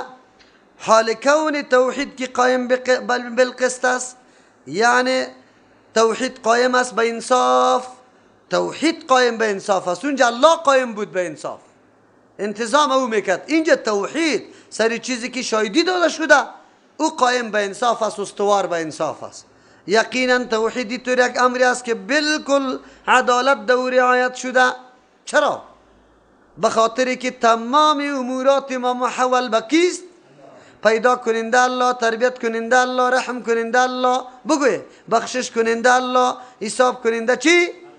لیکن چطور شده میتونه که علی سر سجده و عبادت به کسی دیگری پایین شوه؟ عدالت تقاضا میکنه که به کسی دیگه سجده شوه، عبادت شوه؟ نه، قطعا نمیشه. از این آیت براتان واضح شد که توحید چقدر امر مهم است که الله خود شاهدی میده. عقیده یکتاپرستی الله امر ضروری است. و در اینجا فضیلت صاحب علم هم بیان شد که صاحب علم چقدر فضیلت به نزد الله داره. خب بخاطر بیان توحید داره. اگر بیان توحید و امر به توحید نمیکرد، تصدیق به توحید نداشت، اقرار به توحید نمیکرد، باز دیگه او مقام و منزلت داره؟ نداره. الله ما را از جمله علمای چی بگیم بیان کننده توحید جور کنه. ان الدین عند الله الاسلام، یقینا نظامی که معقول و جامع است، یعنی اون نظامی که یقینا انسان در سعادت ابدی نائل می سازه، عند الله بنزد الله تبارک و تعالی الاسلام، و نظام اسلام است. اسلام عبارت از دو چیز است. بعد از ذکر توحید الله میگه آلی نظامی که الله پیشش پسندیده است اسلام است. کسی که این نظام قبول نداره قطعا قابل قبول نیست و مقبول نیست به نزد الله. این نظام باید قبول داشته باشه. اسلام کدام نظام است؟ از دو چیز جور شده. انقیاد کامل، یعنی تسلیمی کامل برای کی؟ الله تبارک و تعالی. دوم چیز در اسلام چیز؟ اخلاص عمل، که هر عملت خالص برای کی باشه؟ الله باشه، خالص برای الله باشه. اینی را به نام اسلام یاد میکنه. اسلام دین کلی انبیاء علیهم السلام بود. دین کلی انبیاء اسلام بود. ابراهیم خلیل الله میگفت ربنا وجعلنا مسلمین لک و من ذریتنا امتا مسلمتا لک. در ذریه خود که بعد از انبیای دیگه آمده کلشان فقط نظامشان اسلام بود. اسلام چی مانا؟ مکمل تسلیمی به فرمان کی و در عمل اخلاص مراعات کردن. اخلاص تقاضای دو چیزا میکنه که امر خالص برای الله انجام بدی و به نقشه کی انجام بدی؟ محمد رسول الله. او وقت اخلاص است، در غیر از او اخلاص نمی باشه. اسلام این میره میگه و این دین کلی انبیاء علیهم السلام بود. البته لیکن دین پیغمبر علیه السلام یا شریعت پیغمبر به این نام اسلام خیلی شهرت چی زیاد پیدا کرد. چرا زیاد پیدا کرد؟ به خاطر که یقینا در میدان عمل امی کسی که گرویدی امی شریعت بود، امی رقم تسلیمی را کردن. برخلاف امتهای دیگه یهود مکمل تسلیم نشدن. صفات پیغمبر علیه السلام بیان کردن؟ نه. عزیر علیه السلام نعوذ بالله شریک به امرای کی دانستن؟ الله. از او خاطر مکمل تسلیم نشدن. نصارا مکمل تسلیم نشدن، بلکه عیسی علیه السلام چی گفتن؟ یا الله، یا سیوم الله، یا بچه الله. مشرکین هم مکمل تسلیم نبودن. چرا؟ ملائکه را بنات الله گفتن. نعوذ بالله. دین اسلام مکمل تسلیمی به الله است، به امر اخلاص. خیر آلی اگر کسی اسلام میگذاره دیگه طرف میره حالتش خراب است. آلی نتیجه را بیان میکنه. و مختلف الذین اوتوا الکتاب، اختلاف نکردن و کسانی که برشان کتاب داده شده بود، الا من بعد ما جاءهم العلم، مگر یا اختلاف کردن پس از اینکه آمد برشان علم به حقیقت اسلام، به واقعیت یمی دین و نظام. بغیم بینهم، از روی نادانی کار کرد، نه از روی ضد بازی، ضد و عناد. بینهم در بین خودشان، از او رو اسلام مکمل تسلیم نکردن. و من یکفر بی آیات الله، کسی که انکار میکنه به احکام الله، به دلایل توحید الله، فان الله سریع الحساب، پس یه آدم اقتش محاسبه میشه، مطابق اعمالش جزا داده میشه. فان الله، چرا که الله تبارک و تعالی سریع الحساب، زود حساب کننده است. قرآن در اینجا بر ما میگه که اصل نظام خو اسلام بود، مکمل تسلیمی به الله. اختلافات از کجا پیدا شده؟ الله بر ما گفت که مردم ها اختلاف نکردن، خصوصا اون مردم ها که کتاب برشان داده شده بود، مگر از روی حسد و عناد در بین خودشان. دو عامل مذمت این مردم بود. اسلام دین اختلاف نبود. چرا؟ مکمل تسلیمی به الله بود، اخلاص عمل خالص برای الله بود. اینجا نظریات اج نمی چلید. چرا؟ نظام مکمل تسلیمی برای کی بود؟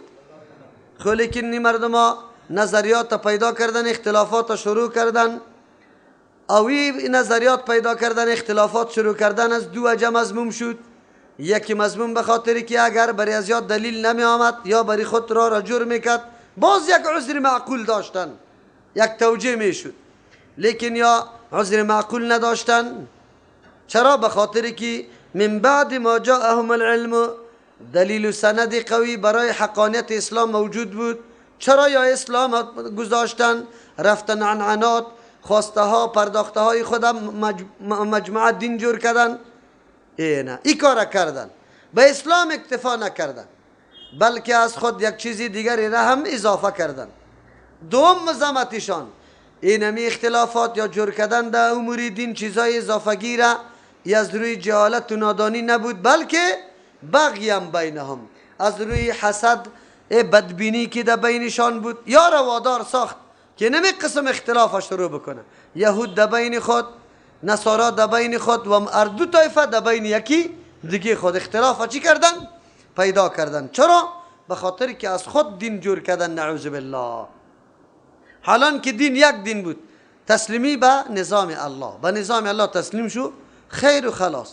راه های متنوع اختیار نکو که مردم برش دعوت بدی. قرآن کریم خو مذمت اهل کتاب بیان میکنه که این مردم ها پس از اینکه علم برشان آمده بود، در کتابشان فقط یک اسلام معرفی شده بود، لیکن یا بودن که ار ملا و عالم و پیرشان از خود طریقه ها را چی کرد؟ جور کرده رایی بودن. مردم به این طور چیز مبتلا کرد که اصلی کتاب چی شد؟ بالکل از بین رفت. از امو خاطر خود یهود اعتراف به این دارن که توراتی که در دسترس ماست چی است؟ محرف است، تغییر خورده. کلی نصارا عقیده داره که هر 4 انجیل، متی و لوقا و یوحنا و مرقس، این کلش بعد از بالا شدن عیسی علیه السلام در آسمان نوشته شده، شاگردایش و این اصل کتاب هم نیست، شرح حال زندگی کیست؟ عیسی علیه السلام خود به این یقین داره. معلوم شد که اصل اسلام یا از بین بردن، خود ساختگی ها را در ادیان خود شروع کردن و یکی دیگر را باز بد گفتن. یکی میگفت ما به حق هستم، دیگهش میگفت ما به حق هستم. و این به حق گفتن از روی انصاف هم نکرد، بلکه از روی چی؟ از روی عناد، ضد بازی. یکی به ضد دیگه شروع کردن، یکی دیگر را بد گفتن، رد کردن، نفاق پیدا کردن. اگر امروز ما مسلمان اسلامی که قرآن و حدیث معرفی کرده ای را در جا بگذاریم و آرا و نظریات یک عالم بیاریم و پیش کده بریم و یکی دیگه خودم چی کنیم؟ بد بگویم. از روی چی؟ از روی عناد و ضد. از روی عناد و ضد میفهمی؟ یک ملا صاحب بود، وای که همی شافیگک زنده می بود که من قطعی ازی چی معامله میکردم. هر جایی که میبینی خلافا لشافی، امام ما را بیخی خلافش فقط شافیگک کرده. شافیگک گفت من این را قطعش چی معامله میکردم اگر زنده می بود. چرا؟ آلی او حتی با این عقیده نداره که امام شافعی رحمت الله علیه یک عالمی برجسته است، صاحب نظر هست یا نه. شما خود ترازوی انصاف در دست خودتان که 4 مذاهب امروز عیناً هو به هو امی اختلافی که قرآن بیان میکنه فعلا هم موجود است یا نه؟ یکی دیگر رد میکنه یا نه؟ حتی نماز پشت یکی دیگر نمیخونه. در کتاب فقه ما و شماست میگه نکای دختر حنفی با شافعی نمیشه، خب نکای دختر شافعی با حنفی میشه. یعنی در مرتبه کی قرار داده؟ اهل کتاب. در مرتبه کی قرار دادن؟ اهل کتاب.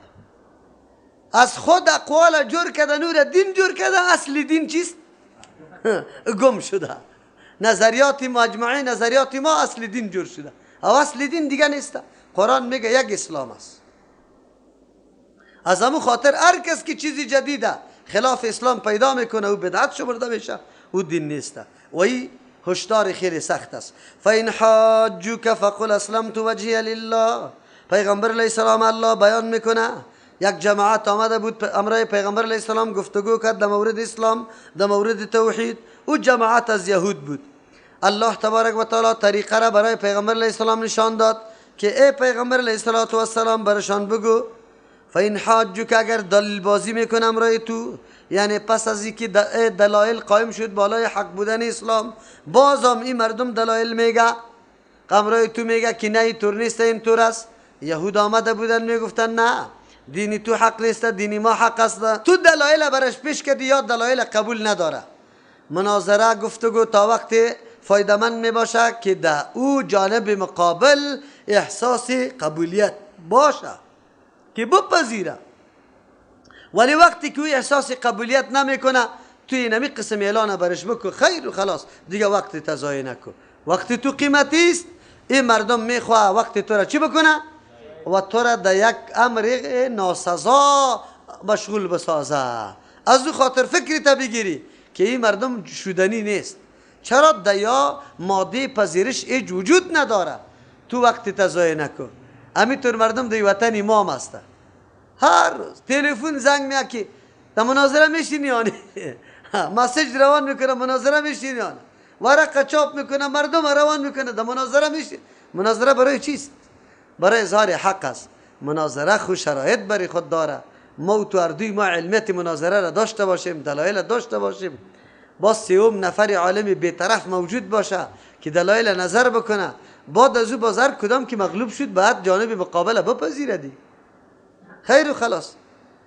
خب با تاسف که تو نمیپذیری، خودت برای ما گفته که آسمان زمین جور کنی، زمین ما نمیپذیریم دیگه. چرا؟ ما او قدر وقت بیجا نداریم که خطی تو خدا مصرف کنیم. ما درس داریم، تدریس داریم، تعلیم داریم. قرآن با پیغمبر علیه السلام میگه فین حاجوک اگر دلیل بازی میکنه، بحث و منازعه میکنه پس از ارائه کردن حقانیت دلیل اسلام، نظام اسلام، فقل برشان بگو در جوابشان اسلمت وجهی لله، ما خود تسلیم کردیم روی خود خاص برای الله. و من اتبعنو، کسی که تابعداری مرا میکنه، یعنی صحابه مکمل تسلیم برای الله تبارک و تعالی است. دین ما اسلام است، ما خود مکمل تسلیم به الله هستیم، مکمل تسلیم به امر اخلاص عمل. چرا که اسلام نام هر دوسته. ما به الله منقاد هستیم، فرمان الله را به چشم و سر به دل و جان میپذیریم و در عمل هم چی میکنیم؟ از اخلاص کار میگیریم. دلتان حالی اگر قطما میای مسلمان میشی اینی، اگر نمیشی بس دیگه ما را اله کنی، وقتی ما را ضایع نکنی. و قل للذین اوتوا الکتاب، بگو برای کسانی که داده شده کتاب، والامیین برای مشرکان بگو اسلمتم، آیا شما اسلام میاری؟ تسلیم به این نظام جامع میشه یا نمیشه؟ معنایش است که شوه. چرا اینطور نظام جامع که استوار به دلایل است دیگه کجا پیدا میکنی؟ فاین اسلموا، اگر اسلام آوردن، فقط به مثل همی اسلام شما واره، فقط اهتدوا، یقینا که راهیاب چیسته؟ راهیاب شدن، یعنی راه حق پیدا کردن. و این تولوا، اگر اعراض کردن از اسلام، پس تو غمگین نشو ای پیغمبر علیه السلام. چرا؟ فانما علیک البلاغ، بالای تو فقط رساندن است. والله بصیر بالعباد، الله خود بیناست بنده های خود میدانه که کی لیاقت هدایت داره کی نداره. تو محض دعوت دادی خلاص شدی دیگه، الله میدانه قطع از یا معامله کردن. در اینجا الله تبارک و تعالی موقع متارکه را بیان میکنه، یعنی زمانی که همراه تو کسی دلیل و دلیل بازی میکنه، تو دلیل پیش میکنی و نمیپذیره، بعد از او باز وقت تضایع نکن. آخری سلام، آخری سلام به ای که ما خوینی منهجم، اینی نظریه و مفکوریم. اگر قطماستی علی رأس و العین بیا، اگر نیستی دیگه مزاحم ما نشو، مزاحم ما نشو، ما وقت نداریم. ما به مخالفین خود همینطور میگیم که مردم رای ما کتاب الله و سنت رسول الله است صلی الله علیه و سلم. با کل مذاهب چی که با کل علما احترام داره. الله تبارک و تعالی ما را توفیق نده که ادناترین سخنه در شان یک عالم خیلی درجه پایان بگویم، چی جایی که درجه بالا داره. هر قول و هر حکم از واقع استنباط کرده موافق قرآن و حدیث است، بس سر رو چشم چی داریم؟ قبول داریم. اینی رای ما، اینی منهج و اینی عقیده ما. اگر قطمام ای گز ای میدان، اگر نمیه دیگه ما قط شما سر و کاری نداریم. دلتان که در قبر میری، دلتان که الاسقاط 20 مرتبه 100 مرتبه بکنید، دلتان که چیسته میلادا برای خود جور کنید، دلتان که 3 و 4 و 40 و 50 و 60 و 70 هم بکشی، برای ما چی؟ نه ما مقلد هستیم. دلتان که 1000 نفر تقلید کنید، به ما چی؟ ما قطعتان سر و کار نداریم. منهج ما، عقیده ما معلوم دار است. ما پیرو کتاب الله و سنت رسول الله هستیم. اجماع امت و قیاس هم دلیل میپنداریم، دلیل اظهار نه دلیل اثبات. دلیل اثبات قرآن و حدیث است، اجماع و قیاس دلیل چیز؟ اظهار. آرا و اقوال علما زمان قابل قبول و قابل چیست عمل است که موافقی کی باشه؟ هر نظریه ولو که از پدری ما باشه که مخالف قرآن و حدیث باشه رد است. اینی مسلک ما دلتان عالی، اگر قبول داره این، اگر نداره بری دیگه ده. خدا کنه که از 1000 قبر طلب کنی، مرا چی؟ برای ما چی؟ از ما چی؟ برو دیگه اینی کارا برش بگو. الله تبارک و تعالی و پیغمبر خود همینطور اعلان میکنه، به خاطر که عمر پیغمبر ضایع نشوه، وقتی پیغمبر و ناروا نگیره برشان میگه اگر اسلام آوردن فقط اهتدوا. معلوم شد که اسلام پیغمبر و صحابه معیار برای چیز؟ مقبولیت اسلام است. که همون اسلام مقبول است که به معیار کی باشه؟ پیغمبر و صحابه باشه. این شایدی الله تبارک و تعالی است که اسلام صحابه بگوی اسلام است. مثل که در آمن الرسول ایمان صحابه چی بود؟ ایمان است. حالی ما گفتیم که دین به نزد الله اسلام است، یعنی دینی مقبول، دینی که الله میپذیره. پس این برای ما این درس داد که اگر امروز دین یهودیت و نصرانیت اگرچه به شیوه های مختلف و به شکل‌های مختلف داخل میشه، او دینا به نزد الله چی نیست؟ معتبر و قابل قبول نیست. از امو خاطر غیر از اسلام دیگه دین قابل قبول نیست. و ما یبتغی غیر الاسلام دینا فلن یقبل منه.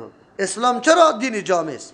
آلی و این تولوا، اگر اعراض میکنه از اسلام، غمگین نشه. پیغمبر علیه السلام با وصفی که دلایل مکمل مشاهده میکنن، میبینن، بازام اسلام نمیاره، فإنما عليك، تو غمگین نشو، یقینا بالای تو البلاغ رساندن است. احکام الله را به مردم بیان کو، آلیه تطبیق عملش او میکنه یا نمیکنه، عقیده سرش داره یا نداره، او کاری الله تبارک و تعالی است که چی جزا برش بده. والله بصیر بالعباد، الله خوب بیناست بالای بندگان خود. پس در موردی از وا سوال نکنی که چه رقم است. الله خوب میبینه که کی قبول میکنه حق و کی نمیکنه. ان الذين يكفرون بآيات الله، یقینا کسانی که انکار میکنه با آیات الله، احکام الله یا بآیات الله، به توحید الله تبارک و تعالی، دلایل توحید الله، یا مراد از آیات الله معجزات الله است. کسایی که انکار میکنه با آیات الله. و یقتلون النبیین، باز قتل میکنن انبیا علیهم السلام بغیر حق، بنا حق. قتل انبیا به حق هم داره نداره، یعنی به نزد زعم خودشان هم ناحق است، در کتاب خودشان هم حق بودن ازی نآمده. و یقتلون الذین یأمرون بالقسط، جنگ میکنن برای کسانی که امر میکنه بالقسط، به انصاف، من الناس، از مردم. قتل میکنه و یقتلون، قتل میکنه و کسانی را که امر میکنه به انصاف از مردم. مزامت یهود الله بیان میکنه از اهل کتابه که ای مردم ها، کسایی که یا انکار میکنه از نظام الله، توحید الله را نمیپذیره، بلکه نه تنها که اکتفا نپذیرفتن بکنه، کسایی که دعوت به سوی توحید میده، یارا چیست که اول لنبرش انبیا علیهم السلام است، یارا قتل میکنه. دوم لنبر و یقتلون الذین یأمرون، امو مردمایی که دعوت به سوی توحید میده، شاگردای پیغمبر هستن، وارم قتل میکنه. یامرون بالقسط، که امر به انصاف میکنه. فبشرهم، تو خوشخبری برش بده. این خبری خوش نیسته، لیکن به طریق چی آمده؟ استهزا، که شما اینطور حق نمیپذیری دیگه. حالی خوش خبر نیست، این سخت خبر است. فبشرهم بعذاب الیم، ای بشارت بده یارا به عذاب دردناک. اینجا الله تبارک و تعالی سه عذاب در مقابل سه چی میده؟ سه عمل میده. یکیش عذاب علیم. دوم اولئک الذین، مردمای است حبطت اعمالهم، که برباد شده عملایشان فی دنیا، در دنیا، به سبب یزی که چیسته؟ یا مؤمن واقعی نیست. والآخرت، در آخرت، و ما لهم من ناصرین، نیست برای از یک کسی امداد کننده. این سه جزا را الله ذکر کرد در مقابل سه عمل. یک عملشان کفر با آیات الله بود، دوم قتل انبیا، سوم قتل کسایی که شاگردای انبیا علیهم السلام بود، مردمای خیرخواه را قتل کرده بود. از او خاطر الله سه جزا را برشان ذکر کرد.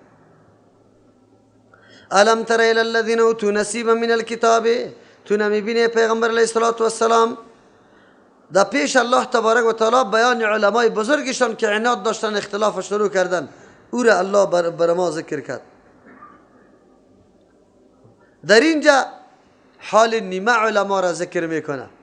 الم تر، تو نمیبینی، یعنی علم برات حاصل نشده پیغمبر علیه السلام، از الی الذین، از او کسانانی که اوتو نصیبا داده شده بوده گیسه من الکتاب، از کتاب، یعنی پورا معلومات کافی ده تورات نداره، یک چیز ناچیزی خوانده. دا اصطلاح ما و شما نیمچه ملاست. یدعون الی کتاب الله، دعوت داده میشه به سوی کتاب الله که تورات است، یک ترجمه. یا دعوت داده میشه در این عصر و زمان که قرآن کریم است که بشینه بشنوی کتاب الله تبارک و تعالی را.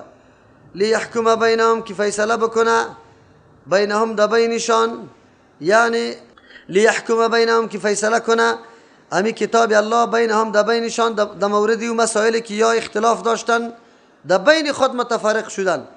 ثم یتولا فریق منهم، بعد از او رو میگردانه یک جماعت از یا و هم ماردون، یا خوی خاصیتش همی اعراض کردن است، حق نمیپذیره. در اینجا الله تبارک و تعالی به نیمه علمای یهود حالاتشان بیان میکنه. یا مردمانی هستند که وقتی دعوت برشان داده میشه که بیای به طرف کتاب الله، یعنی تورات به طریق مکمل بخوانه، همه مسائل و احکامش به مردم واضح بکنه، این مردم چی میکنه؟ رو میگردانه. چرا؟ به خاطر رو میگردانه که اگر این کتاب بخوانه باز دلیل بالای کی میشه؟ خودشان میشه. از او خاطر عادتشان رو گردانی است. در اینجا مقصد کتاب الله بیان شد که الله کتاب خدا برای چی روان کرده؟ لیحکم بینهم، که در بین امو مردم چی بکنه؟ فیصله. پندارها و گپای خود ساختی خدا که هر دو جماعت برای خود ساخته، او معلوم شود که با کتاب الله سازگار است یا نیست. یک، برشان گفته میشه که شما دعوا داری حتی به کتابای خود، آیا به کتاب خودم چی هسته یقین داری یا نه؟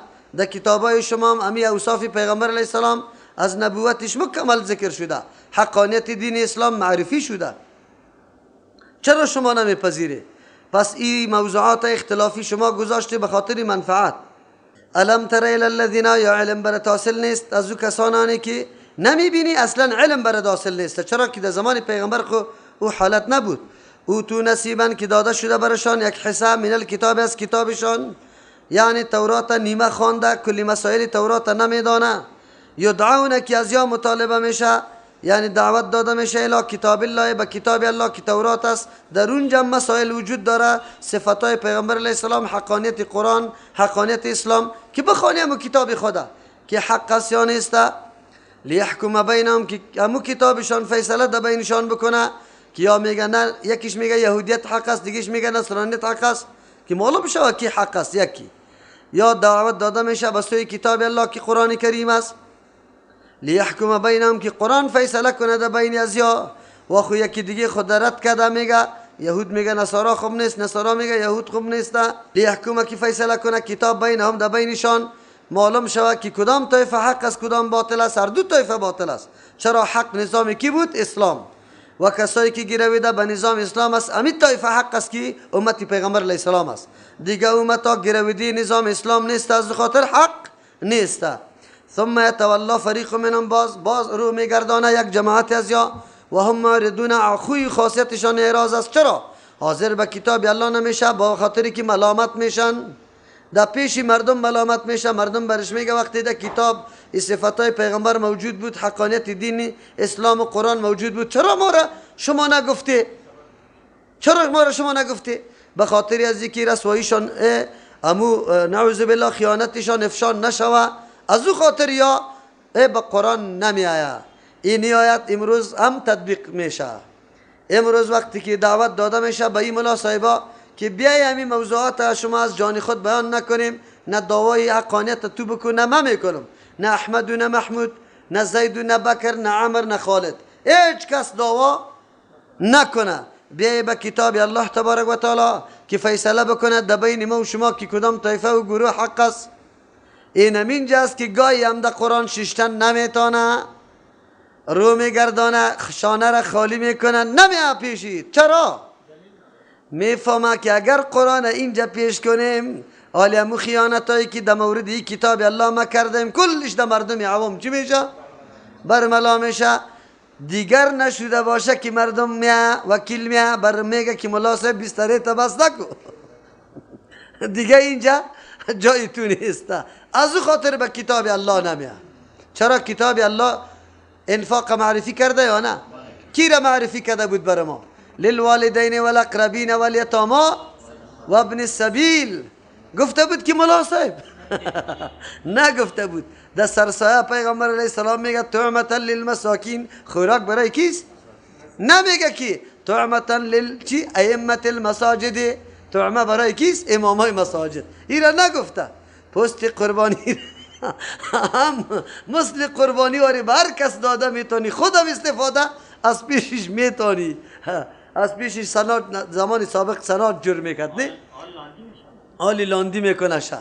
لیکن ملا صاحب میگه پس لیست گرفته چند نفر اولادیت است؟ 30 نفر است. میگه 20 نفر به ما داده، 10 نفر نداده.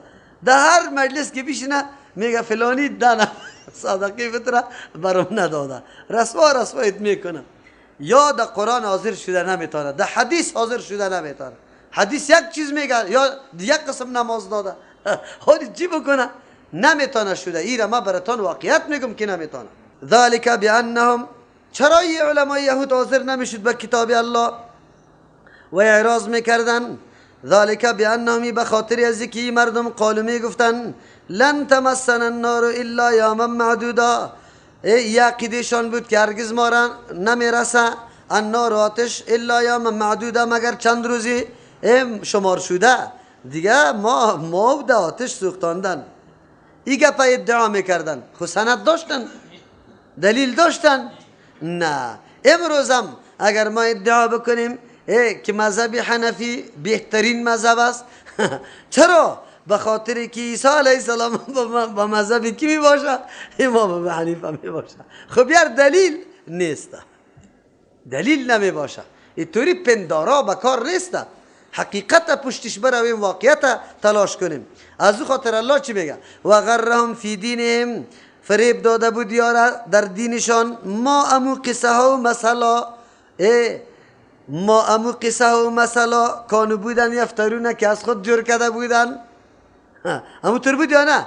آلی هم میشینه میگه فلانی نازدان است، صاحب زاده و گل زاده است. همون طور میگه نه؟ میازاده است، کلشان در جنت میره. هنوز تو را میگه که قی خود ببرم تا. کجا دلیل داری؟ برده میتانی؟ میگی من تکداری جنت مستم، کجاستی؟ نیستا، دلیل نیستا. یک و غرهم فی دینهم، فریب داده بود یارا در دینشان، ما چیستا مسائلی که کانو بودن یفترونه، جرم میکردن از سخنهای ساختگی خود می ساختن.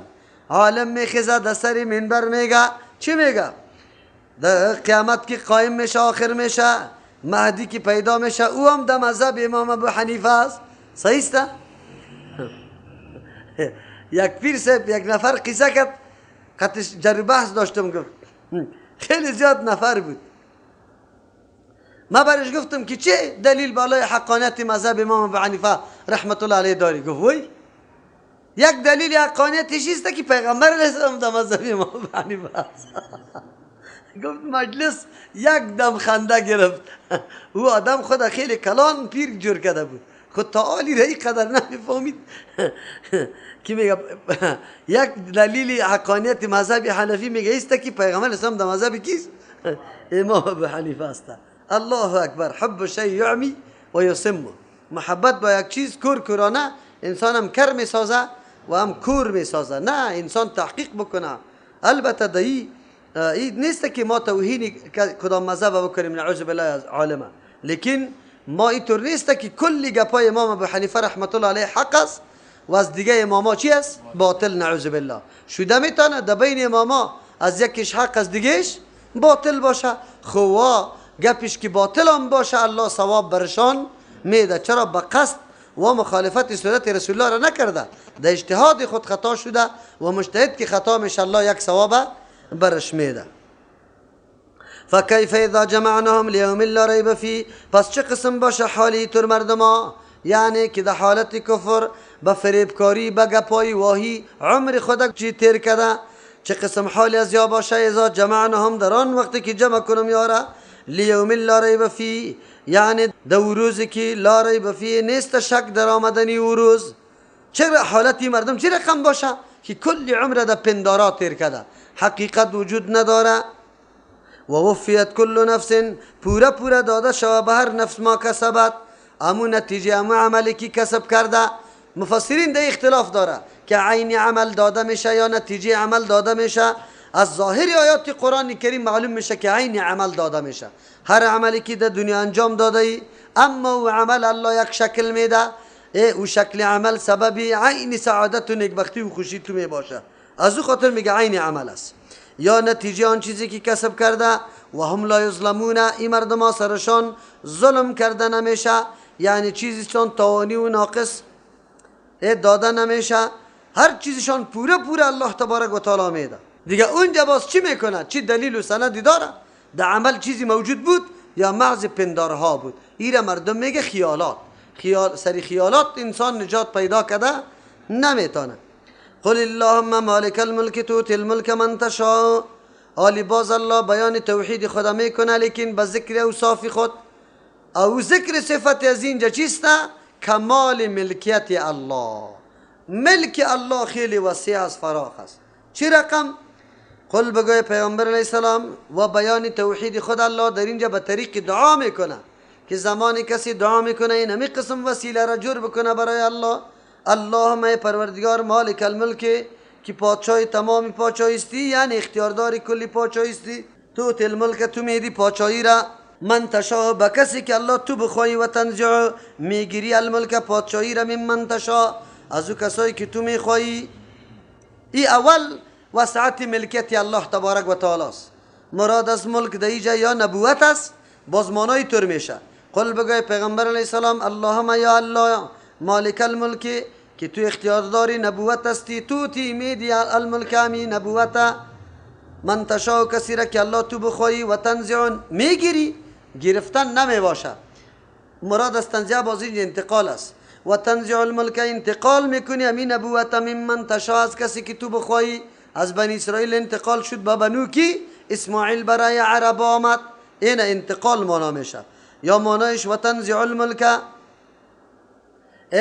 و تنزع الملک انتقال مانا نه در اینجا تغییر میدی این می نبوته از او کسی که تو بخواهی، از او خاندان که تو بخواهی تغییر میدی او را. در این صورت دیگه کمال وسعت چی شد؟ اختیار الله تبارک و تعالی در نبوت دادن شد. یا مراد از ملک عام پاچایی است. یا الله مالک ملک توستی، یعنی اختیارداری تمام پاچایی توستی. تو تل ملک میدی پاچایی را من تشاء، به کسی که تو بخواهی. و تنزع الملک، و تو میگیری پاچایی را من تشاء، از کسی که تو بخواهی. و تعز من تشاء، دوم صورت اختیارات الله تبارک و تعالی در نظام پاچایی. و تعز، تو عزت میدی من کسانی را تشاء که تو بخواهی. و تذل، تو ذلت میدی من کسی را تشاء که تو بخواهی. اینا عزت و ذلت هم در اختیاری کی شد؟ الله تبارک و تعالی شد. بیدک الخیر، ای بدستی بلا کیف تو خیر است. انک علی کل شیء قدیر، یقینا تو بالای تمام چیزا قدرت داری. دعا را مصدر به کلمه اللهم کرده. نضر ابن شمیل رحمت الله علیه میگه در کدام دعایی که کلمه اللهم باشه تو گویی که به تمام اسماء حسنا تو دعا طلب کرده. چرا؟ به خاطری که کلمه الله جامع تمام صفات چیست؟ صفات کمال الله هست. از همون خاطر اللهم خیلی اهمیت داره در سر دعا گفتن. اللهم ربنا اللهم ربنا اللهم ربنا باید بگوی. رول بزرگ کلمه اللهم داره و رول بزرگ کلمه چی؟ ربنا. چرا که پوره شدن حاجات انسانی از جمله اسباب چیز؟ تربیت. و مناسب پوره کردن تربیت کدام صفت الله مناسب می باشه؟ رب. از او خاطر ربنا گفتنم ضرور است. دیگه مسئله در اینجا برای ما واضح میشه که الله آل دیگه بیان ازیره میکنه که کل اختیارات برای الله است. اگر او نبوت دادن است، اگر او عام پادشاهی است، من الله تبارک و تعالی میگه این اختیارات کلش همراه ماست. در اینجا بیدی که الخیر گفته، در دست بلاکر فی تو خیر است. آیا شر به دست الله نیست؟ یکی نسبت شر است به سوی الله کردن، یکی که در تقدیر خیر و شر در اختیار الله است. در تقدیر خیر و شر در اختیار کیست؟ یعنی خالق خیر هم الله است، خالق شر هم کیست؟ الله تبارک و تعالی است. اما کاسب خیر و شر کیست؟ بنده. از او خاطر نسبت شر به الله کردن خوب نیست. به کی شوه؟ به بنده. چرا که شر کی کسب میکنه؟ بنده کسب میکنه. از او خاطر این کلان مقام رعایت ادب است. چرا کلان مقام رعایت ادب است؟ به خاطر که نسبت شر به الله تبارک و تعالی نمیکنی. اگر چی پیدا کننده شر الله هست، اما نسبت شر به الله نمیکنی، به خود میکنی. چرا؟ کاسب شر توستی. اگر چی خالقش کیست؟ الله تبارک و تعالی. اگر از نگاه خلق بگویی باز نسبت شر به هم به الله میکنی. در مسئله تقدیر هم طور است. والقدر خیره و شره من الله تعالی. و ما ایمان به تقدیر دارم که خیر و شرش از جانب کیست؟ الله. بله، فیصله ازلی الله هم در خیر شده هم در شر. کدام حالات ناگواری که در زندگی انسان میآید اینی می شر است. الله تبارک و تعالی وقت نوشته کرده خود تو در انجام همی شر مجبور نیستی، در انجام خیر مجبور نیستی، بلکه تو مختار هستی به کسب خود یا خیر کمایی کرده ای و یا هم چی؟ شر کمایی کرده ای. از او خاطر اینجا الله تبارک و تعالی بیادی که الخیر میگه. ایرا یعنی در اختیار الله شرام است، لیکن مقام تقاضای چی را میکرد؟ ادب میکرد. به بندگان خود الله تعلیم داد که نسبت شر به الله نکنه. انک علی کل شیء قدیر، یقینا الله تبارک و تعالی تو بالای تمام چیزا قدرت داری. یعنی چیست؟ تمام اختیارات پادشاهی و قدرت دادن و زینت دادن مکمل چی شد؟ این کلش تعلق به تو داره، اختیار در اختیار توست. تولج اللیل فی النهار، عالی وسعت ملک یا پادشاهی الله به طریق زمان است. در این اوقات هم حاکمیت برای کی است؟ الله. تولج اللیل فی النهار، داخل میکنی شب در روز، یعنی روز ساعتاش کلان میشه، شب چی میشه؟ کوتاه. و تولج النهار فی اللیل، یا داخل میکنی روز در شب، یعنی شب دراز میشه ساعتاش و ساعتای روز کم میشه. یک ترجمه است. دوم، تولج اللیل فی النهار، داخل میکنی شب در روز، یعنی شب گم میشه، روشنی روز نمایان میشه. تولج النهار، داخل میکنی فی اللیل، در شب، یعنی روشنی روز مکمل از بین میره، شب تاریک چی میشه؟ ظهور میکنه. و تخرج الحی من المیت، تو بیرون میکنی زنده را از مرده. و تخرج المیت من الحی، و تو مرده را از زنده بیرون میکنی. در اینجا الله تبارک و تعالی تصرف خدا یا ملکت خدا حالات انسان ها بیان میکنه که انسان ها تمام حالاتش در زیر اراده کیست؟ الله تبارک و تعالی است. پس وسعت ملک الله تبارک و تعالی به اعتبار زمان هم شد و به اعتبار افراد هم شد و به اعتبار عزت هم شد و به اعتبار چی؟ پادشاهی و نبوت هم شد و به همه اعتبارا دادنی کیست؟ الله تبارک و تعالی است. از خاطر میگه و ترزق من تشاء، تو روزی میدی کسی را که بخواهی، بغیر حساب، بدون حساب. دو مطلب داره. تو روزی میدی به کسی که تو بخواهی یا الله بدون حساب، یعنی تو قطعش محاسبه نمیکنی. چرا؟ محاسبه دو طعام و خوراک و روزی نمیشه که تو از او روزی استفاده دی نکرده باشی، الله باز قطعت محاسبه نمیکنه. یا بغیر حساب، آنقدر برش میدی که حساب کده نمیشه. هر دو معنا درست است. در اینجا در تخرج الحی من المیت، زنده از مرده، مرده از زنده. چوچه از چی میکشه؟ از تخم. و تخم از کجا میکشه؟ چوچه. یک احتمالی. دوم، تخرج الحی من المیت، بوٹی که زنده است که نمو میکنه و را میکشی از دانه که چیسته؟ مرده است. و تخرج المیت، باز دانه را میکشی من الحی، از بوٹی که زنده است. تخرج الحی، تو میکشی مؤمنه موحد من المیت، از کافر که مرده، حیثیت مرده را داره. و تخرج المیت من الحی، و دیگه تو میکشی چی را؟ کافر از مسلمان. تخرج الحی، تو میکشی عالم من المیت، از جاهل. پدر جاهل میباشه، بچه چی میباشه؟ عالم. و تخرج المیت من الحی، تو میکشی مرده را از چی؟ زنده. یعنی چیسته؟ اولادی را پیدا میکنه که پدرش عالم میباشه، خودی بچش جاهل.